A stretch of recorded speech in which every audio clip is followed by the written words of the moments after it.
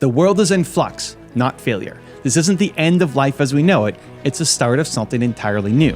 What we do right now will shape the planet for generations to come. In this powerful speech, Gregg Braden reveals that the breakdown of old systems, economic instability, global conflict, environmental change, is part of a natural cycle the Earth has seen before. He explains how civilizations in the past have either collapsed or thrived based on their willingness to cooperate and adapt. Braden delivers groundbreaking insights from science and ancient wisdom, showing how our collective emotions like gratitude and care directly influence the Earth's energy fields. This moment isn't about fear, it's about power, possibility, and choice. History is asking us to choose how we move forward. With the tools and awareness we now have, we can create a future defined by unity, resilience, and a way of living that honors both the planet and each other. The time is now. Special thanks to our partner Liz Dawn for giving us this exclusive content to release on our YouTube channel. Believe. We are going through a rare, precious, pivotal moment in the history of this planet. I'm going to begin with some facts. If you're like me, you'd like to know where we're going with this program. We're going to begin talking about cycles of time and the way they influence our lives. Fact that I'll begin with is, it is a fact that we are living a rare and mysterious ending of a cycle of time that began 5,125 years ago. Now, what that means, we don't know for certain. We're going to get into that today, but it is a fact we are living the last years of that cycle. That's a fact. It is a fact that the indigenous peoples of this world, throughout the world, have known that this time of great change was coming. And they've known because it always does. Every 5,125 years or so, for reasons that we're going to see in just a moment for our scientific left-brain minds, our world does go through a big change, and our ancestors documented those changes. They said we've been through at least 4, possibly 5 such changes that they now have recorded. That is a fact. And it is a fact that every 5,125 years or so, when we go through these changes, they have what have been perceived as catastrophic effects upon the planet. I think we're about to change all that right now. We are going through some big changes on this planet, but we're dealing with them differently than we have in the past. Now, why the changes are happening, what it means to us, that's what I want to talk about in here today. If you've seen the preview, the trailer for this movie 2012, what they're saying is it looks like most of the world is destroyed and most of the people on the earth are destroyed. I have done a number of documentaries that are exploring this now. The networks caught on to the 2012 phenomenon early in this year.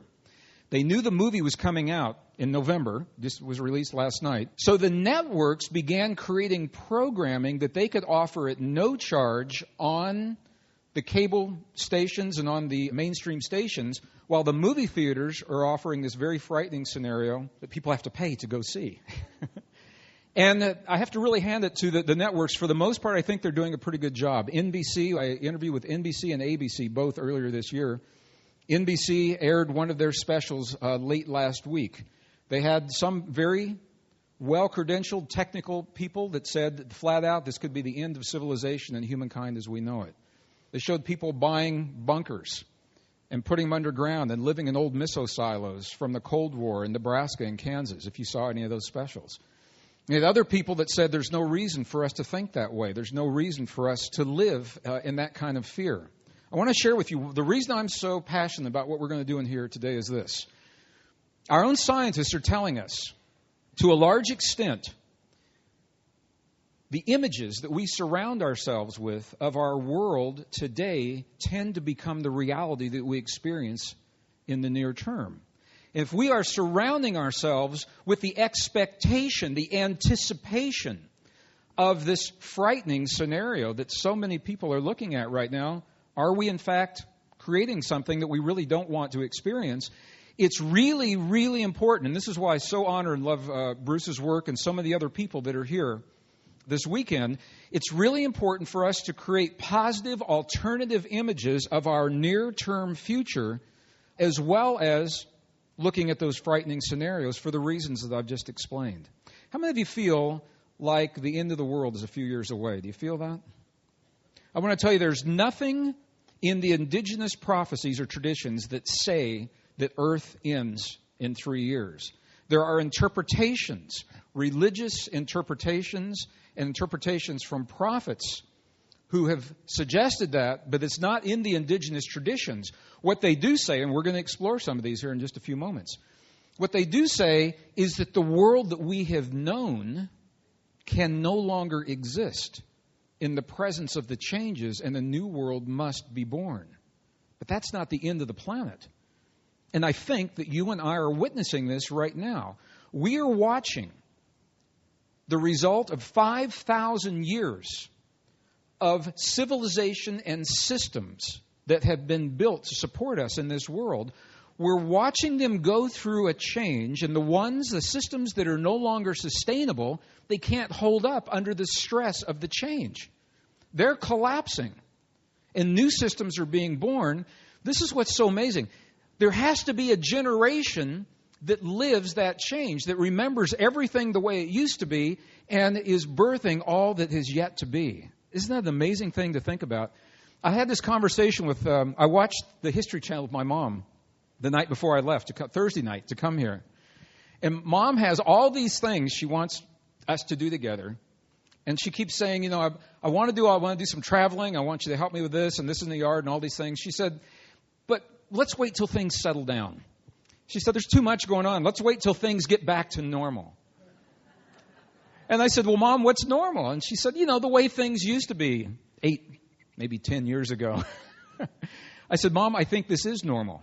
This is the new norm. And if you think you're waiting for things to settle down in the future, I think this is the settle down right now, because my sense is we are in for a big ride in about the next 24 months, 18 to 24 months. And I'll show you why I'm saying this. If you have to leave before I finish this program, please don't everybody leave all at once, because you will light up every one of my abandonment issues. And then there's a whole different workshop that I'll go into. But if for some reason you need to get up and leave, I want you to know where I'm going with this. I was trained as a scientist, and nothing in my scientific training prepared me for what's happening in the world today or for what I'm about to share with you. It did prepare me for a way to look into the past to arrive at the understandings I'm going to share with you. That is based in science. There is no scientific evidence to suggest that Earth is going to end. There is a lot of scientific evidence to suggest that Earth is undergoing a compressed, intense, rapid, short-term change. Doesn't last forever. But this is where it gets really interesting. If you know where to look in the past, you know what to expect from the times that Earth has gone through these changes before. And here's what I can tell you, and this is why today is so important. Some of the greatest civilizations of our past, highly advanced, technologically advanced civilizations of our past, they collapsed and disappeared when they reached the point in their cycle where we are in ours right now, because they made a mistake that you and I can avoid. That's why this is so important. The mistake is this. Those civilizations, they saw their world changing and they didn't understand what the change was all about. And in their fear, they began to fight one another to gain control of the last vestiges of the resources that were disappearing in a way of life they couldn't hang on to. And when they fought one another, everybody lost. There are other civilizations that chose to cooperate and work together, and they sustained themselves, and their remnants are with us today. So the question is this: are we making the same mistake as the civilizations of the past? Are we fighting one another at a time when we should actually be working together as a family that we are on this planet? I'm going to give you some really good reasons to help to understand what that's all about. That's why I think this is such an important day today. We're going to talk about cycles of time and life. What can we realistically expect over the next couple of years? It doesn't do any good to talk about what to expect if we don't know what to do. What can we do to help ease this shift and the transition? It's going to happen no matter what. It's how we define this shift and transition, how we treat one another, how we treat ourselves. Then the brochure for Celebrate Your Life said, we're going to change your life, so I had to put that up there. And after we change your life, at the very bottom it said, much, much more. So after we change your life, we'll do even more. And that's where we're going to go with this. I am not going to speak about any books specifically, but I want you to know where some of this information comes from. it is implied that there's a universal field of energy that connects all things in this world. If you'd like to know more about that, the book, The Divine Matrix, is the book that describes the science of what that field is all about. Almost universally, ancient indigenous traditions remind us that we are born speaking the language that communicates with the field, that holds everything together. The unspoken language, the nonverbal language of the human heart. And if you're interested in more about that, The Spontaneous Healing of Belief is the book that you'd want to see. The most recent book, Fractal Time, is about the cycles of time we're going to talk about today and why now, perhaps more than any other time in the history of this civilization, our choices are more potent than ever if we understand the language that the field recognizes to help us make those choices. So those are the three things I'll be referencing today. The experts are pretty much in agreement. We are living in a world in crisis. This is the term they use. I kind of like the word crisis because it means that something is calling our attention to a situation or a condition, but it also means it's not over yet. It's just a crisis. We can still do something about it. So I tend to think of this as a time, I like this term, a time of graceful urgency. Don't you like that? It means we got all the time we need to do whatever we're going to do, but now's the time to do it. You don't want to wait another minute. That's the urgency part. Graceful means this is the time to make the changes in our lives, and this is where we are today. Now we're making these decisions right now. It's not a month from now. It's not 6 months from now. You and I have got to make some decisions.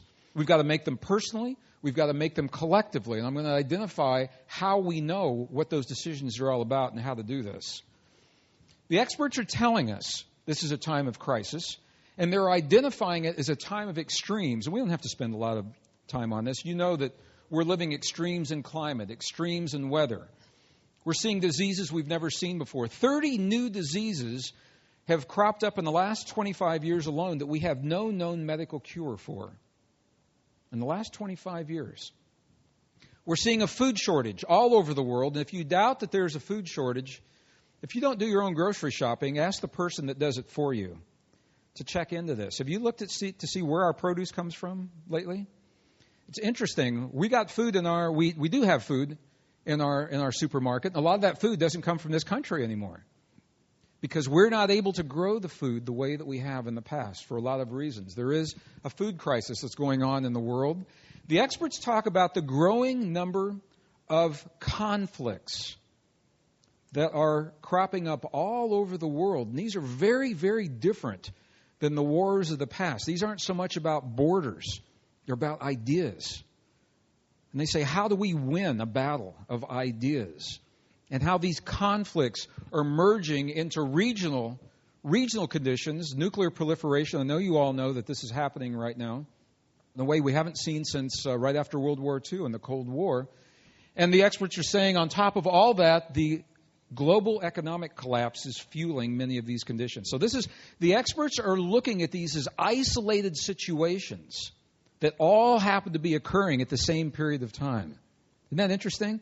So many different things are happening at the same period of time. Global extremes that are leading to human extremes that ultimately are leading to personal extremes. When the world changes, we must change. We are changed as individuals in the presence of these global changes. So one of the things I ask myself, I was trained as a scientist, and I like to know, my man brain likes to know why. Maybe you're like I am. I like to go way out into the cosmos. I want to look at the big cosmic picture of how everything in the universe works. And then I like to zero right in on the nanosecond of my life right now and see how the choices of my life fit into that big picture. Any of you like that? Yeah, I didn't think so. Oh, doesn't it help to know why things are the way they are? So my question is, why are all of these extremes happening in this compressed period of time? Why now? Have you ever wondered about that? Well, before I can go to the next slide, I need you to ask me a question. So, say, Greg, why are these things happening now? I'm really glad you asked, because now I can go to my next slide. It's all about cycles of time. We in the West have tended in the last 300 years to separate ourselves from the rhythms and the cycles of nature and the universe. And this is what's different about the way we look at our lives and our world and the way our indigenous ancestors looked at their lives in the world. Cycles of time. I'm going to share some facts with you. How many are taking notes? Any note takers in here? Oh, you'll have fun. Okay. Right. New discovery number one. New discovery number one. This is a scientific fact. It is a fact that the center of our Milky Way galaxy is a powerful source of energy. It's a magnetic field, if you want to be specific, that has a powerful, profound effect upon life here on Earth. That now is a scientific fact. Among the many articles, peer-reviewed journals that are talking about this, the very prestigious journal Nature, volume 434, October 2004. I'm saying this into the mic so you have it on the recording. Now you say, well, what's the big deal? We've always intuited this. Well, we've intuited it, but this is the first time scientists are telling us it is a fact. This powerful source of energy. The ancients call it the Great Central Sun. If you've ever heard of the Great Central Sun, this is what they were talking about. So there's a very powerful field of energy that affects the way we live our lives here on Earth. That's the first discovery. The second discovery is all about location. Location, location, location. Where we are in our orbit around that field of energy determines how we are influenced. Now, this is our Milky Way galaxy, a diagram of our Milky Way galaxy. But the yellow orbit is our orbit around that source of energy. It's not a circle, it's an ellipse. So that means sometimes there are places in the orbit where we're closer to that field of energy. Sometimes there are places in that orbit where we're further away. Can you see that? Can you see why that would be? Okay, so where we are determines how we are influenced, and this is where it gets really interesting. That location changes on a regular basis, covering vast cycles of time. This is documented in the very prestigious journal Nature in different series of articles, such as the ones, volume 441, May 2006, if you're interested in looking these kinds of things up.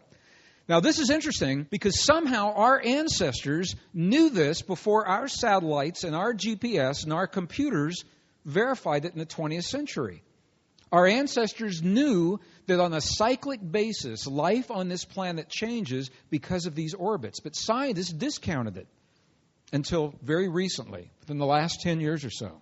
Isn't that interesting? Science is just now catching up, in some respects, to the wisdom of our indigenous ancestors. Ancient civilizations, they understood the cycles, but they also warned us of what those changes would be. And they also left information for us that would help us personally get through the changes, to help us personally navigate the changes in our lives. So I think I was putting this together. 90 minutes really isn't that long to have this conversation. And I felt like one of the most empowering things that I could share with you today is to help you understand what causes the cycles. Because if you know this, it's not just me telling you, but if you really understand what causes the cycles, then no matter what happens, no matter what documentary you see, no matter what frightening news program you see or what conversation you have with someone, you can think back to this moment and you'll know where that information fits. So are you okay if we do this for a minute? I want you to see what it is that causes these cycles. Right now, the theory is this, and it is a theory because there's no better explanation right now, that Earth is being pulled in by two different forces. The moon, that's that little blue dot up to the upper right, that's Earth. That's the moon. The gravity of the moon is pulling Earth one way. The gravity of the sun is pulling Earth the other direction. And you say, well, the moon's really small. And I say, yeah, it is, but it's way close. The sun is really big, but it's further away. Okay, so every 24 hours, Earth rotates, creating night and day. It spins on its axis. But because it's being pulled in two different directions, that spin becomes a wobble. Does that make sense? Here's what I mean by that.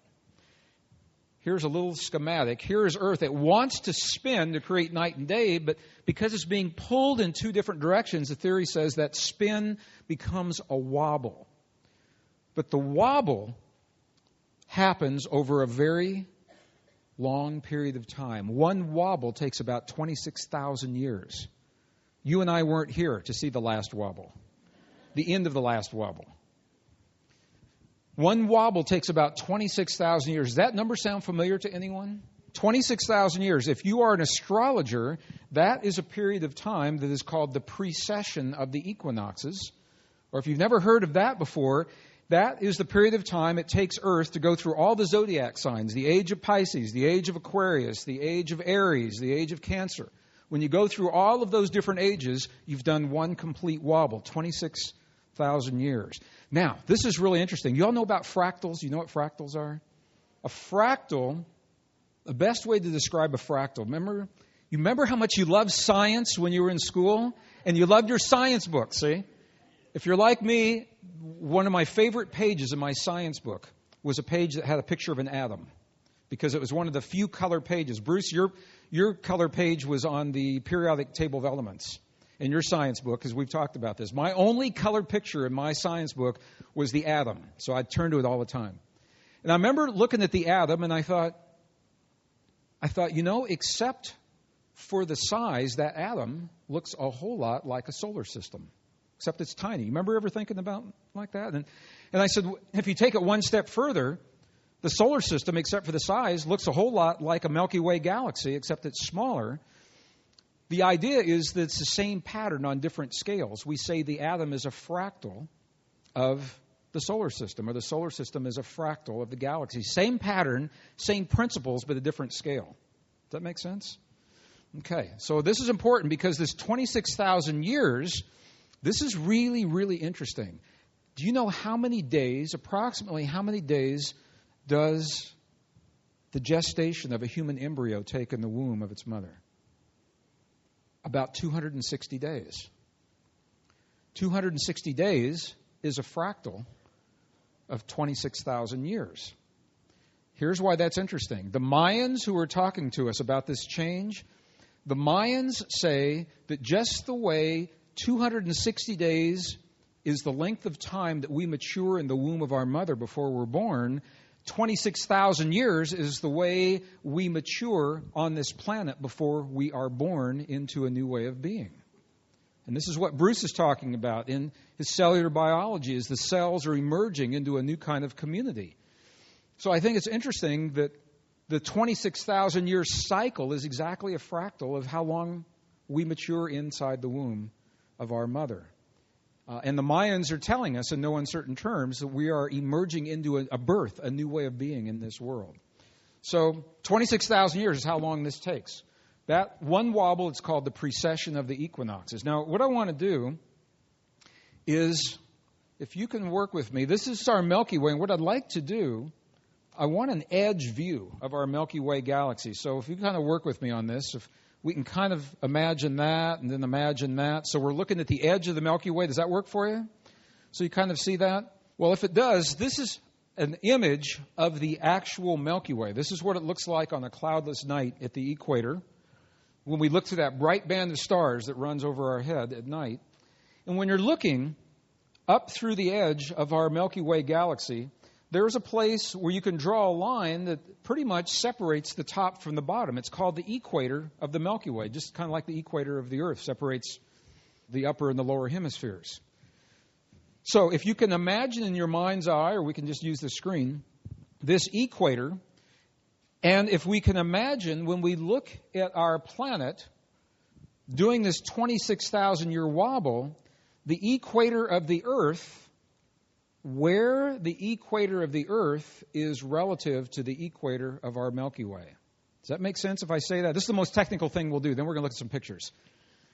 Okay, so if I say that, does that make sense? Here's a little diagram that will help. Here is Earth, and what you're seeing is the equator has been extended out on all sides. So you can see as Earth goes through this 26,000 year wobble, every once in a while something happens. Not there. Not there, not there, not there, right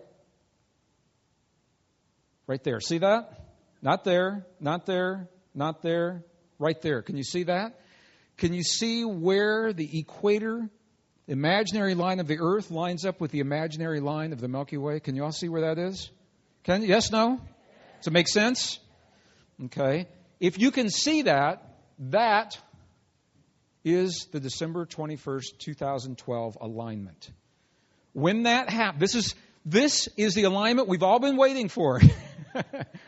When this happens, the orientation of Earth in the heavens relative to that Milky Way galaxy, when this happens on December 21st of 2012, it looked like our sun emerges from the middle of the Milky Way in a very precise place that the Mayans talked about, and it aligns us with that powerful source of energy at the center of our Milky Way galaxy. This is the alignment that everybody's talking about. Does that help to understand what this is all about? Okay, if it does, if that makes sense, one of those 26,000-year wobbles, that's a long time. I mean, very few people are alive at the end of the cycle that begin. I'm not saying none. There always could be exceptions, but maybe in this room, I don't know. But that's a long time. One wobble is divided into 5 segments of time that are probably more familiar to you, that are called Great World Ages. Okay? Each world age is about 5,000 years long. Now, this is interesting because everybody's talking about the end of this cycle, this 5,000-year cycle we're in right now. When did our cycle begin? 5,000 years ago. That's the biblical era. About 3114 BC. We tend to think that civilization and the world began 5,000 years ago, but what we're finding is that that's really the time this cycle began. What happened before that? And what happened before that?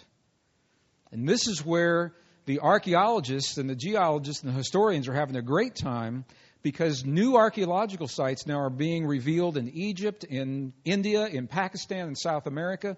We're looking at 10,000-year-old civilization, 12 and 15,000-year-old civilization. And you say, how can that be? Because everything's only 5,000 years old. Well, 5,000 years is only this cycle. These are previous cycles. So we are also redefining who we are and how long we've been here in this world as well. All right, so one wobble is divided into 5 ages. Each age is about a little over 5,000 years long. Now, this is why today is important, and then we're going to go into the significance of what it means. We are now at a place, we're ending the last world age of the present cycle.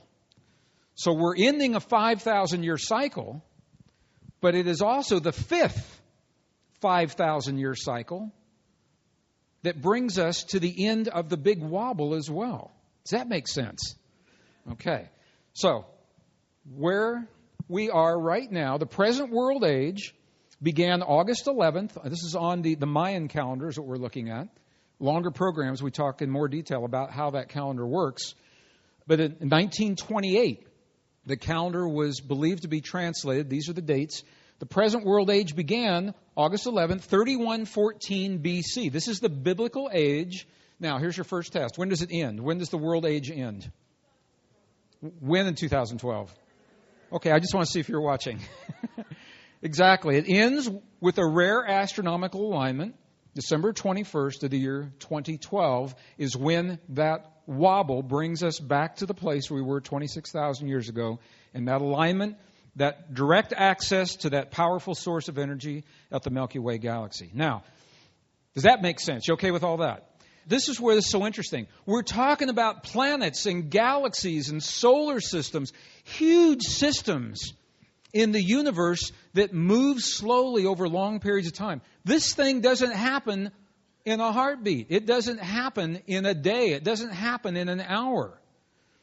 It happens slowly over long periods of time. What the scientists, the mathematicians tell us is that we are in what's called the 2012 zone of alignment, and that zone began right around 1980, and it ends in 2016.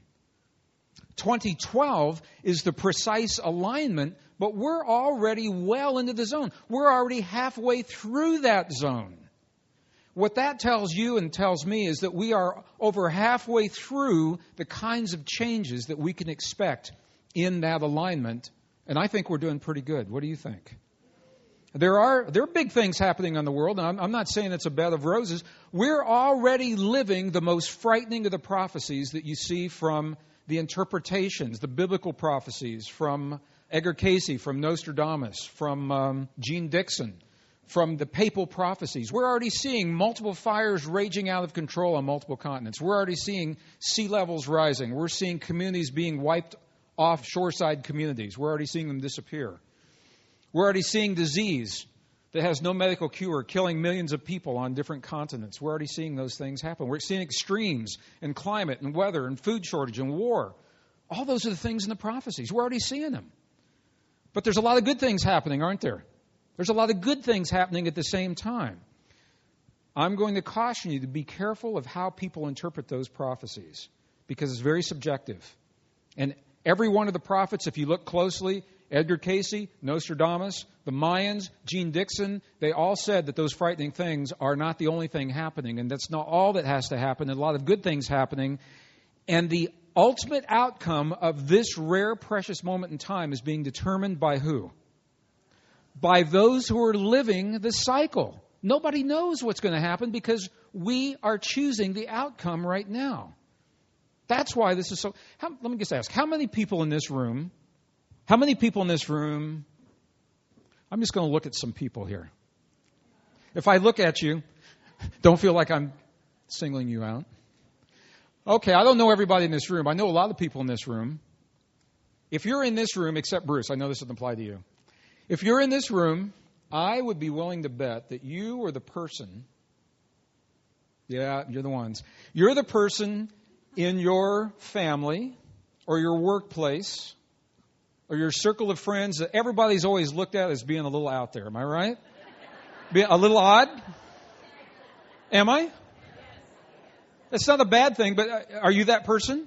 Because you look at things differently, right? You look beyond the obvious. You always look a little deeper. You're the one they come to. Pardon me?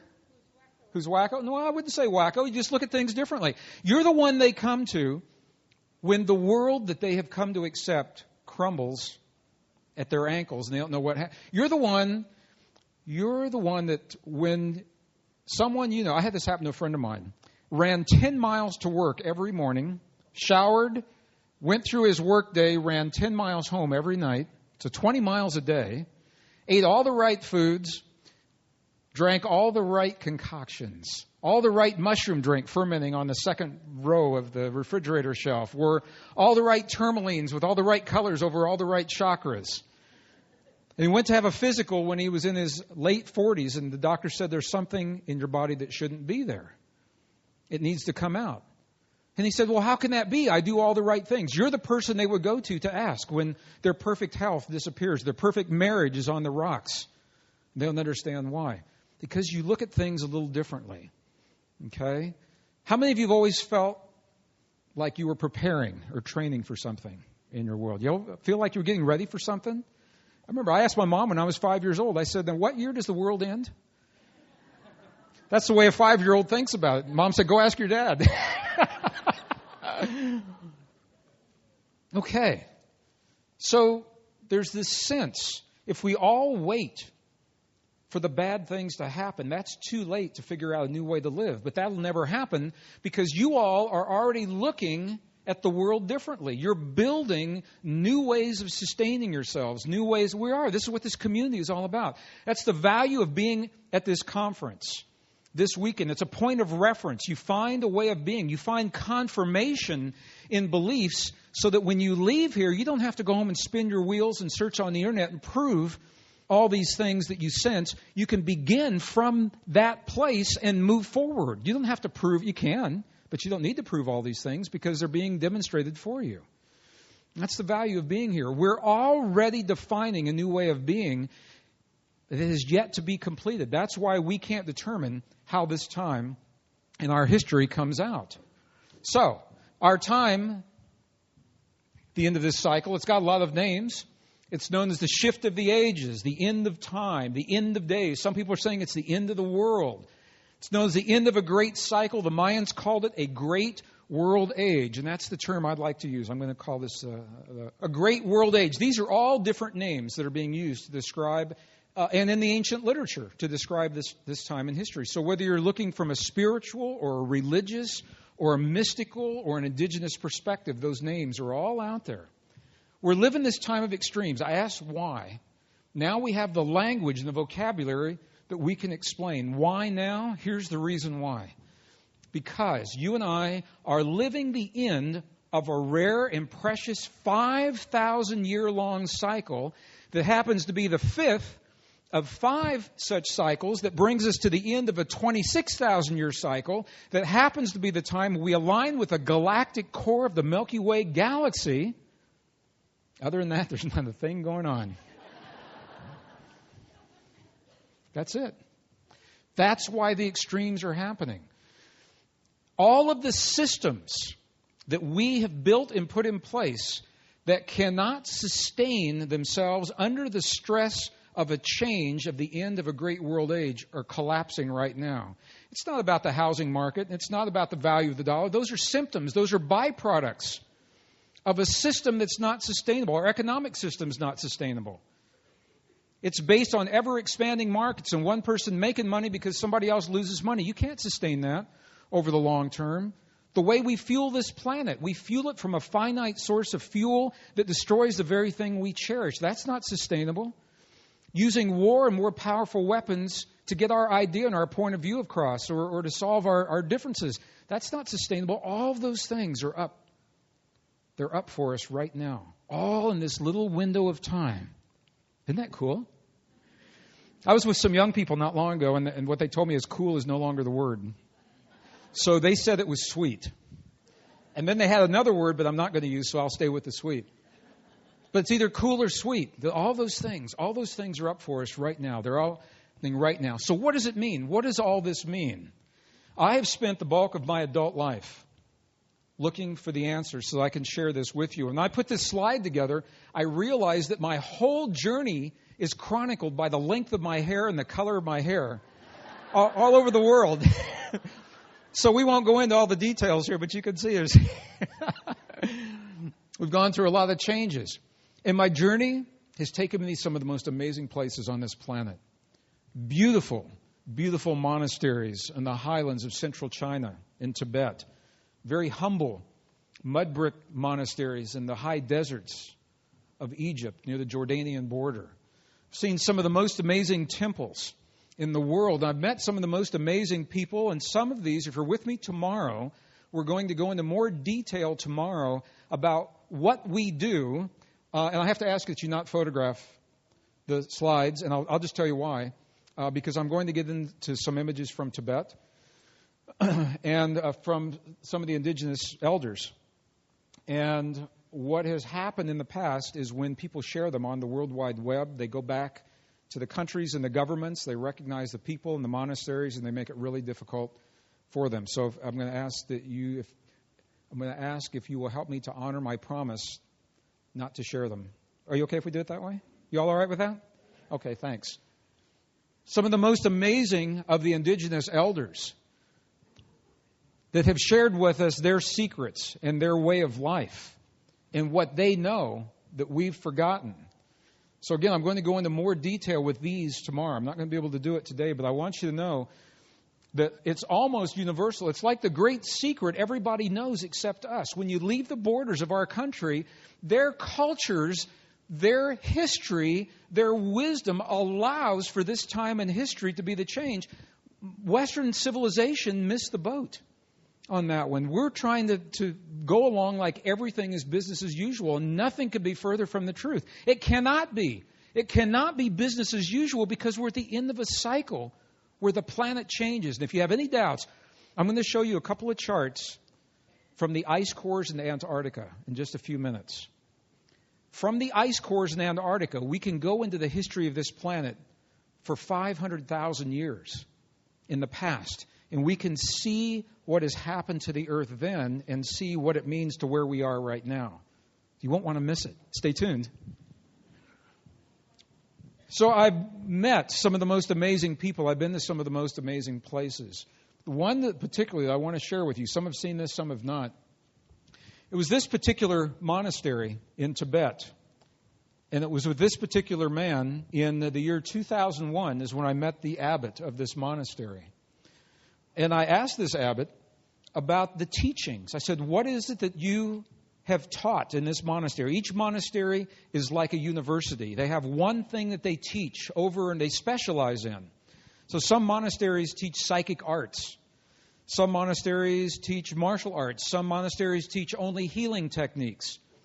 Some monasteries preserve the wisdom of that culture. Can you imagine how much can you learn in a monastery in 1,500 years if all they do is teach you psychic abilities? Can you imagine that?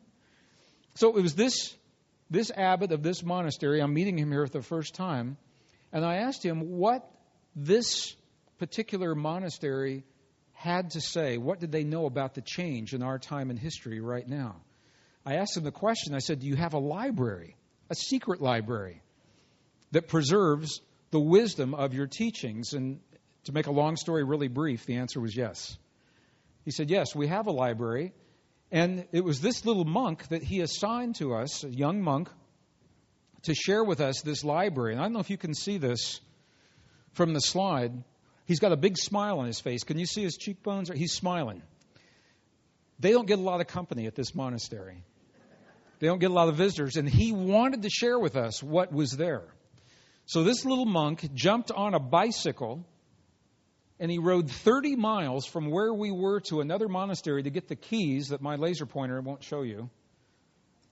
He's got the keys in his hand. He rode 30 miles one way to get those keys and 30 miles back while we were waiting to see this library, but it was worth the wait. He opened the door and he took us in to this empty chanting hall. The only thing that was in there were the robes from the monks, just as they are when they leave them. Past these beautiful 30-foot tall Buddhas of compassion. Aren't they beautiful? They were lining the hall on either side. Past these beautiful 8-foot tall prayer wheels. Have you all seen these before? Inside the prayer wheels are hundreds and hundreds of feet of linen with the same prayer inked again and again and again. And the idea is that when you spin the prayer wheel, the prayer spins and goes out into the universe as long as the motion is going. And they took us past all of these into an absolutely dark room that looked just like that. That's my favorite dark room slide. And when the lights came on, what you see next is what we saw when we went in there. This is a library. It's 3 stories tall, but it's only about 12 feet wide. It's a tall, narrow library. It looks like this. My name is Liz Dawn, and I'm with Celebrate Your Life Events. And the presentation that you've been listening to was recorded live at one of our Celebrate Your Life conferences. And this program was created exclusively for Evan's audience. And I'm super thrilled to share this information with you. So come check us out. Take a look at all of our retreats and programs and conferences that we have to offer. Click the link below, and hopefully I'll see you in person. All right, now let's get back to the presentation. So if you can see, this is my hand with a flashlight down at the bottom of the screen, and we're looking at the corner of a room. This is the corner of the room. We're looking up. These are Tibetan books. This is a Tibetan library. These books have been here for 1,500 years. They're loose pages all stacked up inside the wooden and the leather covers. And so I asked the monk that was there, I said, what's in these books? He giggled. They like to giggle a lot. He said, everything. And I said, what do you mean everything? He said, we have a record of every spiritual tradition that's ever come through this part of the world. And he said, we have a record of what you would call, and he was talking to me specifically, the early Christian and pre-Christian traditions. Before the church edited the texts, those are the records that are here in this monastery. What do they have in here? If you could bring all this together and encapsulate it into a couple of brief sentences, what is this all about? It's what they call the great secret of our past. Now, when I've shared this with other scientists, they get all excited. They said, all right, the great secret of our past, what is it? It's an inner experience. And before I even get to the next word, you see a scientist's eyes just glaze over. They don't want to know about an inner experience. They want something they can capture and put into a case in a museum. That's not what's here. These people are preserving an inner experience that prepares us for outer changes. They're holding the secret of a way of being. A way of being. This is what they've been studying here for 1,500 years. This is why they're not concerned about the changes. Because the changes are out there, not inside of here. They have chosen a way of being inside of their bodies that allows them to deal with whatever happens in the world. Today, our own scientists now are verifying this way of being. It's called coherence. How many have heard of coherence before? If you've studied the traditions of many of the Buddhist meditations, if you've worked with the Institute of Heart Math, how many have heard of the Heart Math Institute? How many have never heard of Heart Math? Okay, good. You will in just a few moments. That way of being is called coherence. Here's what coherence is. Every moment of every day, your heart and your brain are having a conversation. They're talking to each other. It's a two-way conversation. Your heart sends a signal to your brain, and the quality of that signal tells your brain what to feed your body. It tells your brain whether or not to send anti-aging, life-affirming chemistry into your body or to send stress, high cortisol chemistry into your body. It tells your brain whether or not to bump up your immune response, to lower the threshold of your immune response. It's all about the signal from your heart to your brain. But here's where this gets really interesting. The signal that's triggered from your heart is the result of the way you feel. The feeling that you choose to have every moment of every day. That feeling is the trigger that tells your heart whether or not to send a life-affirming, a life-denying, or a fight or flight kind of experience to your brain so that your brain can respond to your body with doing that. Now, in longer programs, we can talk about this more. We have ways of measuring, science has developed ways of measuring conditions in the body that tell you about your coherence. If you can measure your respiration, your heart rate variability, your pulse transit time, you can tell whether or not you've got high or low coherence. I'm going to talk about this more tomorrow. But the bottom line, if you're not with me tomorrow, feelings that we call in the English language care, gratitude, appreciation. Sound familiar? They're very spiritual qualities. Your mom probably told you to have those feelings in your prayers before you go to bed at night. These are the qualities of heart-based emotion that send the optimum signals to your brain to affirm life in your body. If you were with Bruce Lipton a little while ago, you heard him talk about some of these. Why this would make a difference in your life. Well, this is important for the individual. It's important for you and me. Even if we weren't at 2012, even if it wasn't the end of a 5,000-year cycle, even if it wasn't the end of a 26,000-year cycle, this is a really good way to live. However, we are at the end of those cycles, and now our own scientists are showing us that appreciation, gratitude, and care for individuals translates into cooperation, healing, and peace in groups. This is important because we are a group on this planet. And we're going through a big change. And the mistakes that were made in the past were that our ancestors chose to fight one another rather than to cooperate, to create war rather than to create peace. And if we can find a way to transcend those choices, then I think that's the good news for our time in history. Does that little piece make sense? It's high level, it's really fast, because I want to go somewhere with this. We'll talk more about the coherence tomorrow. But what it looks like is so interesting to me that our spiritual traditions have prepared us through the world changing out there through heart-based experiences in here. Almost universally. Those ancient texts and traditions, the spiritual traditions that became the religions. The religions came along later, and they wrapped the rules and the dogma around these core physiological experiences that empower us in life. And this is what's happened. What brings us to the point where we are today. So what can we realistically expect? We're seeing all the frightening prophecies and predictions. What can we realistically expect over these next couple of years?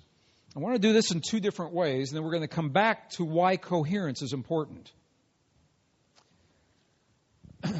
World age endings always bring global changes. And those global changes always trigger human changes. The world age endings always change climate, sea levels, the resources, the magnetic fields of the planet.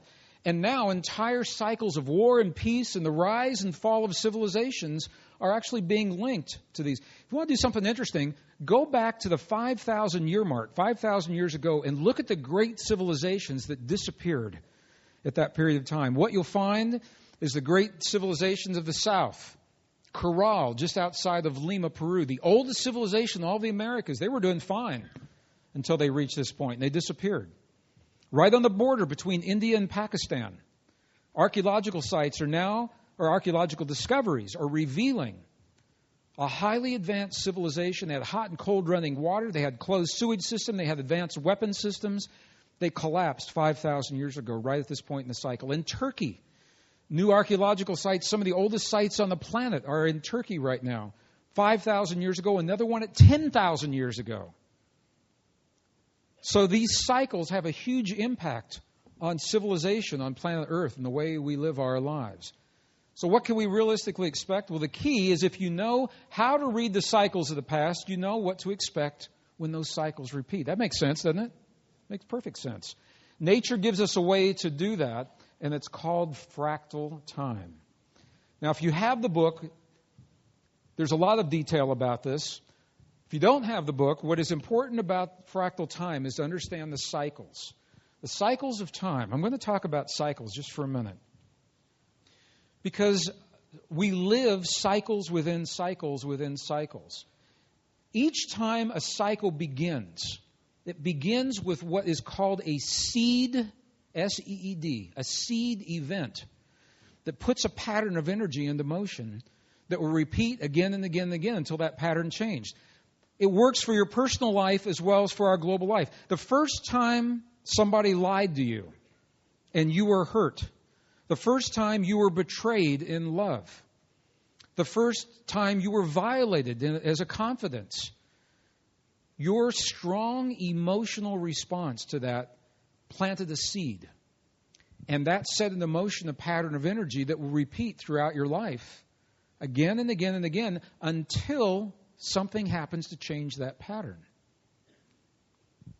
Globally, 1929 was a seed event for what? For global economic collapse. Would you agree with that? 1914, a seed event for global war. Those set into motion patterns of energy that will repeat again and again and again until something changes those patterns. Those are the seed events. So if I say seed, are you okay with that? Does that make sense? That's the seed event. Now, where this is useful, that's when the cycle begins. But each time a cycle ends, it opens a window of opportunity called a choice point. The term choice point was coined in 1958 by Princeton University physicist Hugh Everett III. Choice point is the little place where one cycle ends, the next cycle has yet to begin. That little window of opportunity is where our choices are more potent than ever. And this is important because you and I are about to live some big choice points, and I want to talk about them. It's not about 2012. If you look closely at the prophecies and the predictions, 2012 is when the new world begins with all the changes that have already happened. That means all those big changes have to occur when? Before 2012, right now, 2009, 2010, 2011. By the time 2012 gets here, it may be a non-event. All the big stuff, I think, is going to happen before then. I think we might be disappointed. I know people who are running their credit cards up to the max, thinking they're never going to have to pay them off because of 2012. But we got in last night. I don't watch a lot of TV, but I turned on my TV last night. There was a furniture commercial. Maybe you saw this commercial that said, I can go down to the furniture store right down the road from here. I can get an entire bedroom suite and not have to pay anything down and no interest until 2014, which means 2012 cannot be the end of the world. So there's your proof right there. No, the big stuff's got to happen before 2012. 2012 is the window. It's the birth. It's the emergence after everything has happened. That's when the new way of being begins, if we're to believe the Mayans and our indigenous ancestors from their perspective of what we're seeing. Each time the cycle ends, it opens a choice point where the pattern in the past can be changed. Now that is important because of where we find ourselves today. What does it mean for 2012? 2012 specifically, when I was writing the book, Fractal Time, my first degree was as a geologist, so I'm looking at this from a geologic perspective. Every year, on the poles of the Earth, there's a new layer of ice that's deposited that captures dust particles, little bubbles of air. It tells you how much carbon dioxide, how much oxygen is in the air, little microscopic forms of life. They're all captured in those layers of ice, and they're deposited on the poles. In 1999, scientists of the world drilled to the bottom of Antarctica, and they captured 500,000 layers of ice. Each layer is 1 year of Earth's history. That means we can look back 500,000 years and see what was happening in the Earth then and know how the changes of today compare. Is it really so anomalous what we're living? Again, in longer programs, I can spend more time with this. But I wanted you to see, first of all, this is what an ice core looks like. Some people say, well, what do you mean an ice core? That's an ice core.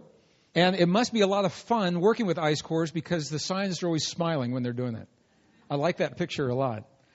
So this is the ice cores. From the ice core, we can determine the temperature of the past, the sea levels of the past, how strong was the sun's energy from the past, what was the magnetic field of the Earth doing in the past.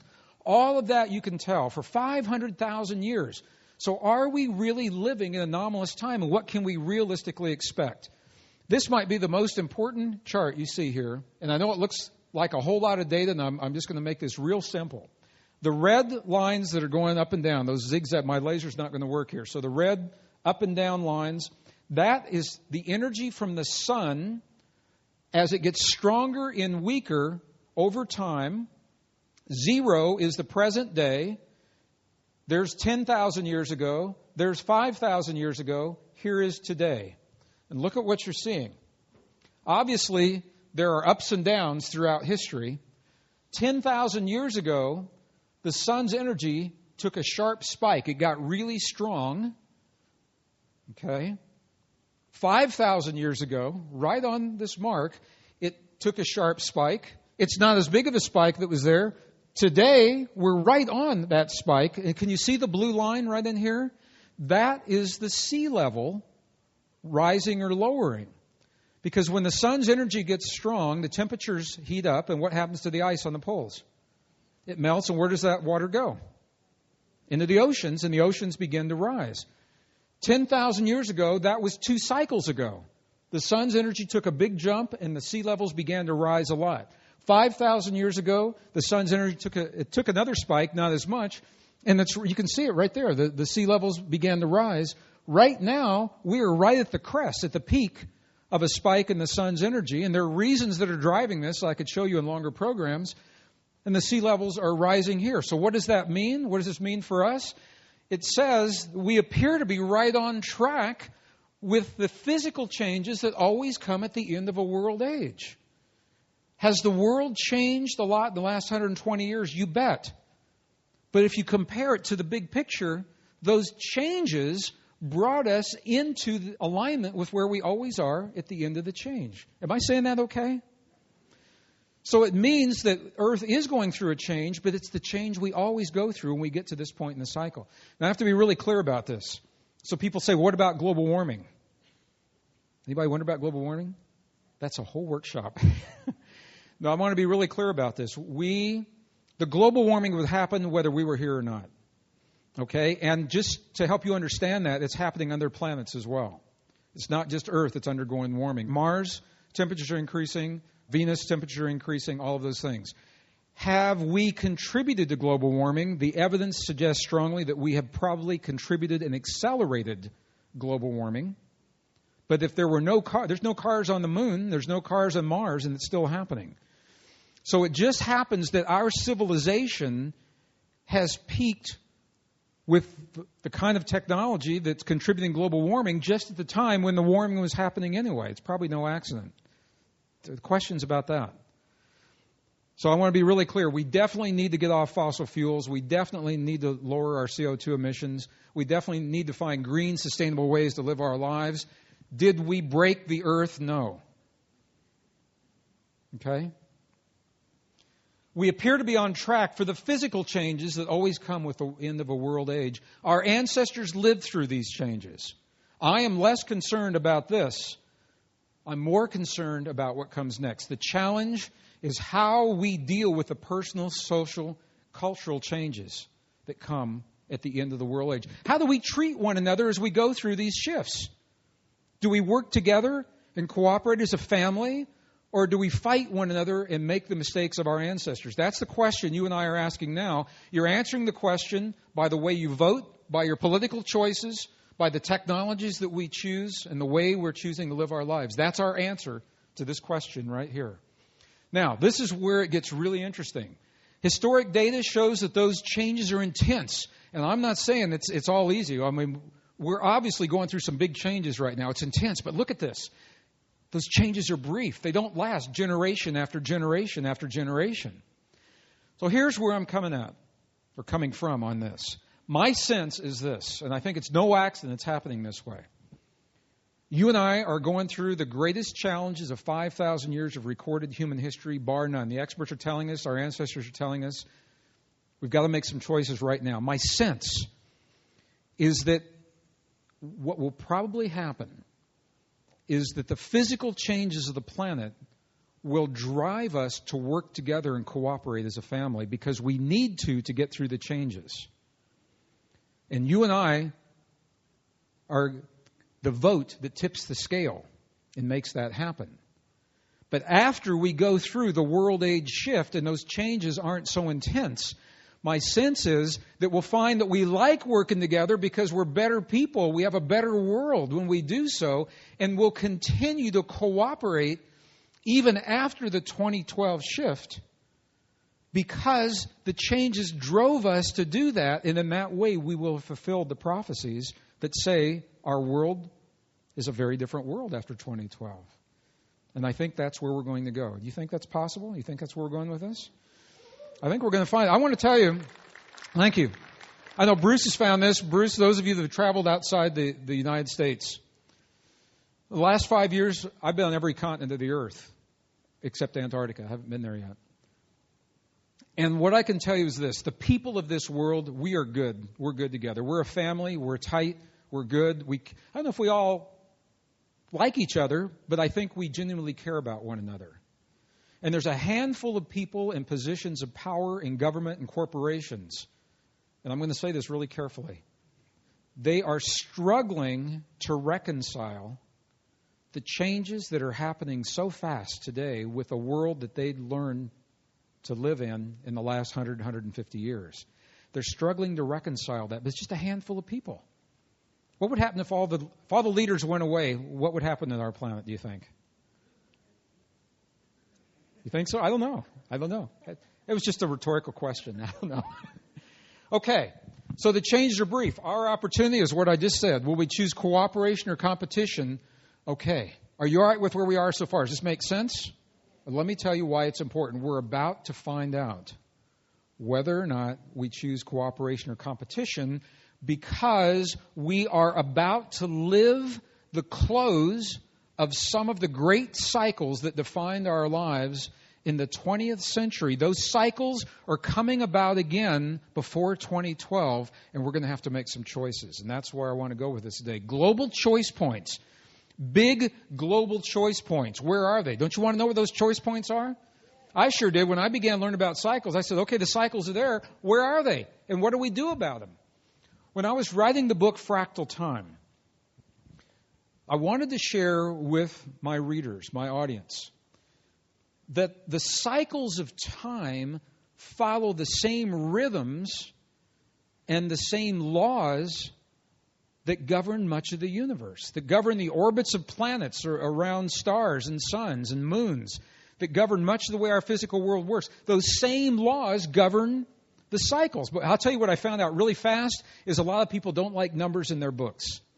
They don't want to know. They don't want to see math in the book. So I moved it all to the appendices. And then I found out some people don't want to see math even in the appendices. So I moved it out of the appendices. And I automated on our website a way to determine where these cycles are. Some of you have seen that automation. Some haven't. I created what's called the time code calculator. I always think I should have some music when I say that.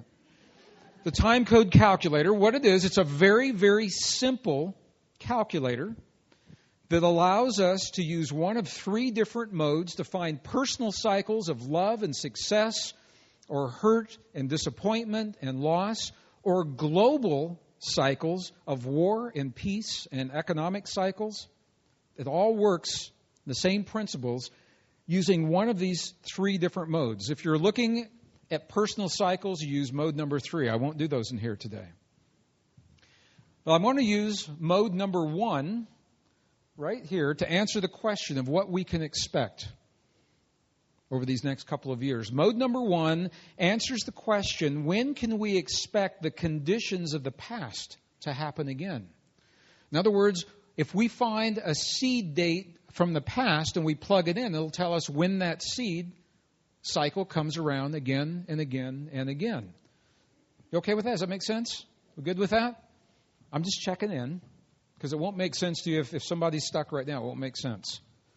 So let's do this. Let's use mode number 1, and we're going to use mode number 1 to find some of the trigger dates from our past. So let's look at these. Would you agree that 1929 was the seed date for global economic collapse in this country and ultimately the world? So 1929 is a seed date. When does that 1929 cycle happen again? I'll give you a clue. It's not 2012. So let's go back. Here's our little calculator. We're going to plug in mode number 1 right there, mode number 1. The cycle is this world age cycle, 5,125 years. The seed that we're looking at is 1929. And what we're going to find is the next fractal repeat of 1929 that hasn't happened yet, the next one in our future. So I need you all to put your index finger up in the air and push that go button. Okay, here we go. Ready? 1, 2, 3. 3, go. Okay. It's not 2012. And this is in the book if you don't want to take notes here. It's not 2012. It's coming up in the next 12 to 18 months. In the book, there are actually specific months in there. The fractal 2012. Now, here's what this means. It means the conditions of the seed that were planted in 1929 next repeat in 2010. The conditions doesn't mean that the economic cycle must collapse. It means the conditions are ripe for that kind of a collapse. So that's an opportunity for us to take a little extra care, a little sensitivity, and make some good choices. Okay? You're going to see some good news happening here in just a minute, because this stuff looks scary right now. What was the first date? History will show that the United States of America was surprised and attacked on our own soil. The first date. On what year? 1941, exactly. That was a seed date for surprise and attack on American soil. By the way, if you've read the book, you know that the time code calculator, mode number 1, 5,125-year cycle, the seed 1941, September 11th, 2001, is exactly on the cycle. It falls exactly on the cycle. And if we'd known that, I don't know that we could have known what would happen, but we may have been able to do things a little differently. I don't know. I just think it's so interesting. It was exactly on that cycle. So after September 11th, 2001, the next fractal that we're looking at, press go. 1, 2, 3. Ready? 1, 2, 3. Go. What is the next year? Oh, it's not 2012. 2010. What would you say is the seed date for the first time we had global war on a large scale in modern times? That was 1914. Is when historians, there are a lot of dates that led up to it, but the World War I usually is said to have begun in 1914. When does that cycle repeat? Okay? It's a trick question because it's not 2010. So mode number 1, 5,125 years. Our seed now is 1914. We'll press go. It's 2011. Now, it doesn't mean these things have to happen, but these are trigger dates. Look at what we're seeing. Economic collapse, if that were to repeat in 2010, that would weaken the economies of the world. I can see where other things could possibly follow that, but none of that has to happen. Here's why I wanted to put these. You can pick any dates. By the way, if you do this at home, on the website, on your own, I'll just caution you, you'll stay up late nights into the wee hours of the morning, picking dates from your past, of your past romance, and the time you made your first good salary, and the time you lost your first job, and the first time somebody went out on you in a marriage or a relationship or lied to you. I mean, you'll lose some sleep over this. So, but it's not all about bad things. And in the book, there are a lot of, you can find the good cycles as well. But good cycles, rarely, we just don't get stuck in patterns of joy. And good, they're not a problem for us.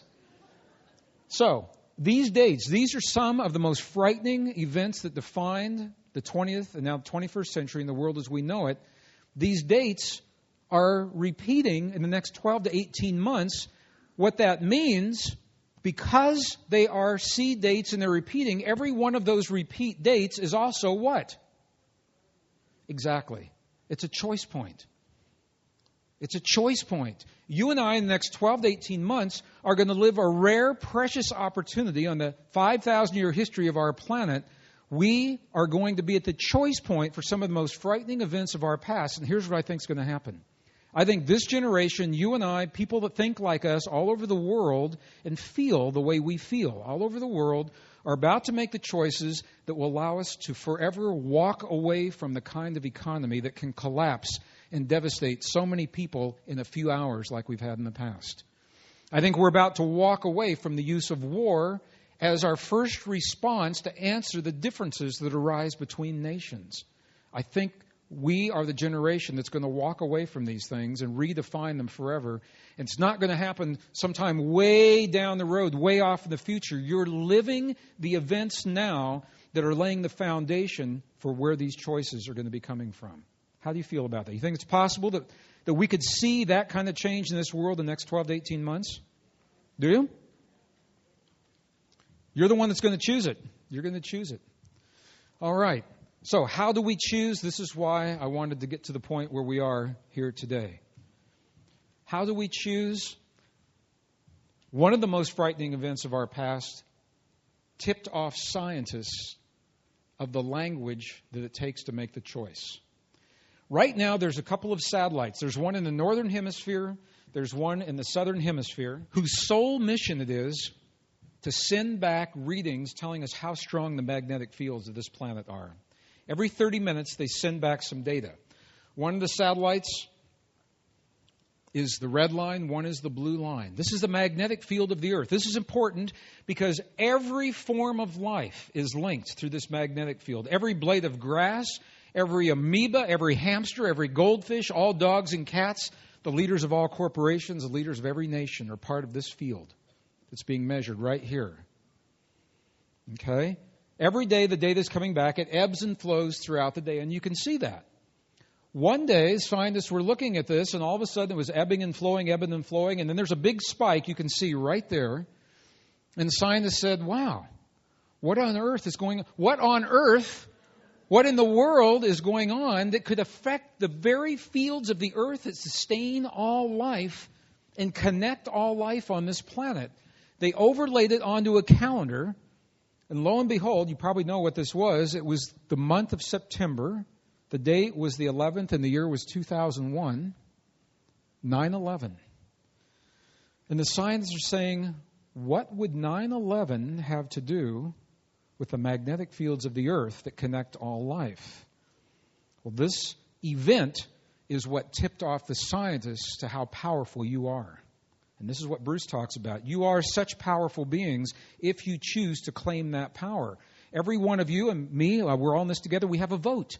We have a vote in terms of how we tip the scales of this moment in history. And this data tells us where that vote comes from. Here's what they found. Look at this. That spike happened at 9 a.m. Eastern Standard Time, 15 minutes after the first plane hit the first tower.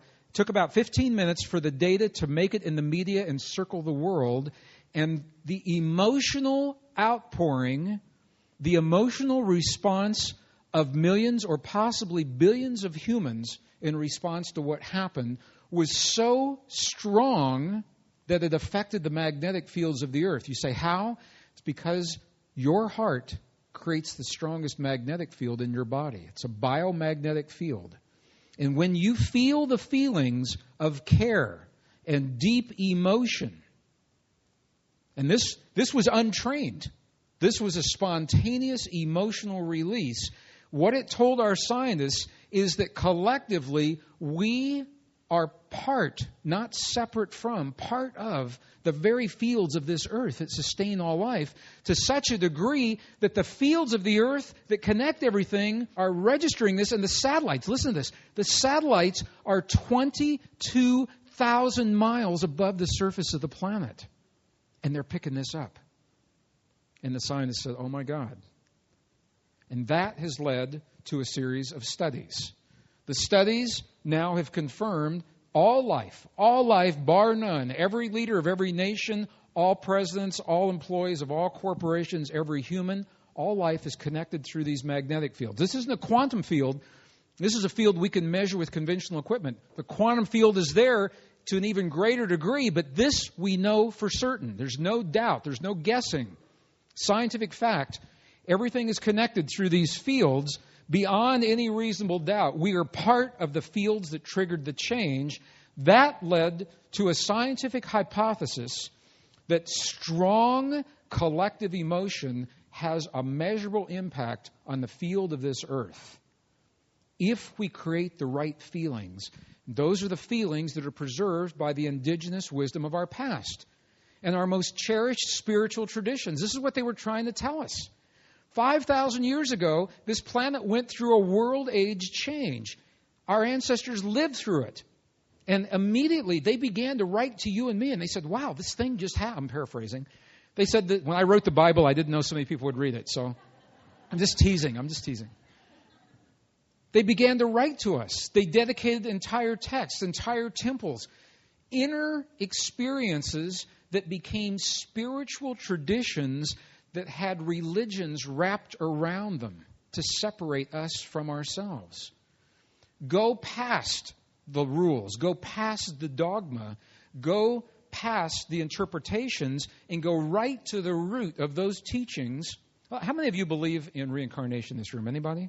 Oh, well. Okay, so when I say our ancestors of the past, who may I be talking about? Is it possible that a long time ago you and I lived through a great world age shift and we said, note to self. And we left things for ourselves then that we thought we might recognize now that would trigger in us now the memory of a way of being that we knew then that would help us get through what we're going through now. Is that possible? Okay, so maybe you're the choir and we're talking to the choir. Maybe that's exactly what's happening. They began leaving us the information, the clues, the keys to an inner experience that would help us navigate these great changes in our outer world. Our own science is just now catching up with that. The Institute of Heart Math, H-E-A-R-T, capital M-A-T-H, all one word, a pioneer research organization based in Northern California, exploring the power of the human heart to go way beyond pumping blood in your bodies. Those of you that are affiliated with Heart Math, you know the work they've done. If you are not, what I want to share with you is that Heart Math is now pioneering the first of its kind science-based initiative to make use of this data from 9/11.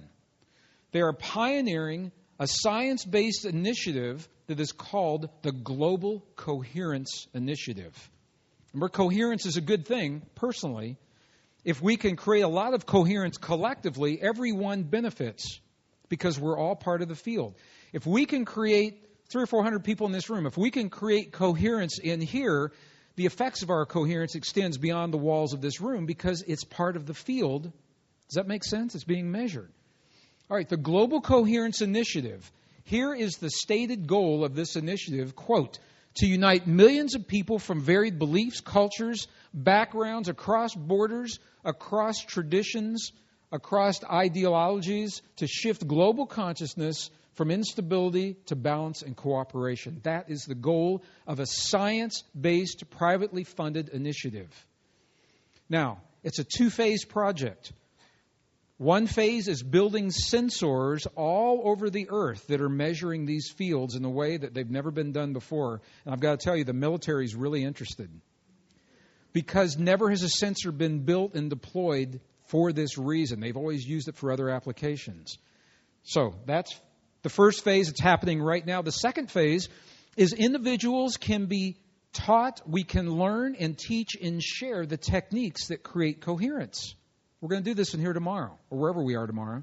If you're with me tomorrow, we're going to go into the native traditions, the indigenous traditions. What were they showing? I'm going to show you some brain scans that are absolutely amazing. We're going to learn some techniques that help create this coherence. But this now has been refined to the first of its kind science-based initiative, because coherence can be measured at 0.10 hertz between your heart and your brain. For the first time, we now have the technology to tell us when we're feeling the feelings that create that coherence. We've never had that before. We've guessed, and I think it's all good, but now we know for sure.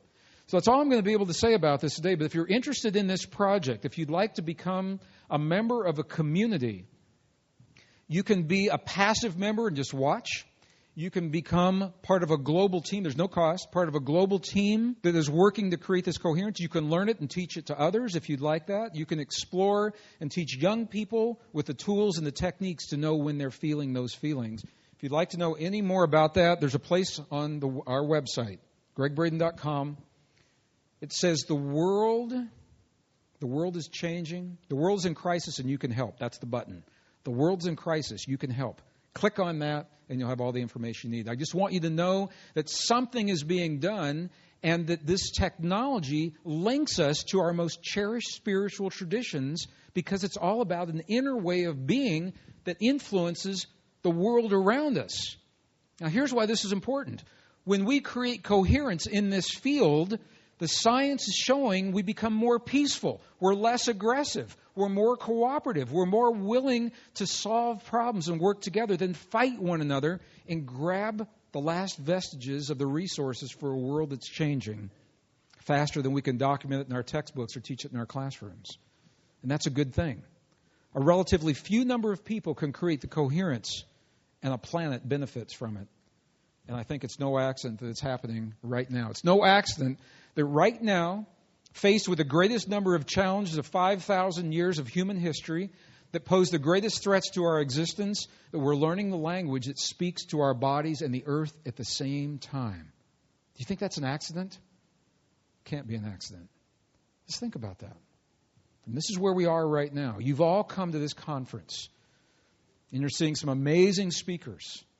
And they're all talking to you about a way of being, about something in here dealing with your personal life. But it's all happening within the context of this moment in time, helping you to redefine who you are and come to terms with the changes in your world. I think it cannot be an accident that we're learning this now. We're learning the language that speaks to our bodies and the earth. Well, I can say to you right now, I don't know what's going to happen over these next few years. But I do know whatever happens, it's going to happen between you and me and our family. I know that we were born speaking the language that communicates with the very fields that are undergoing the change.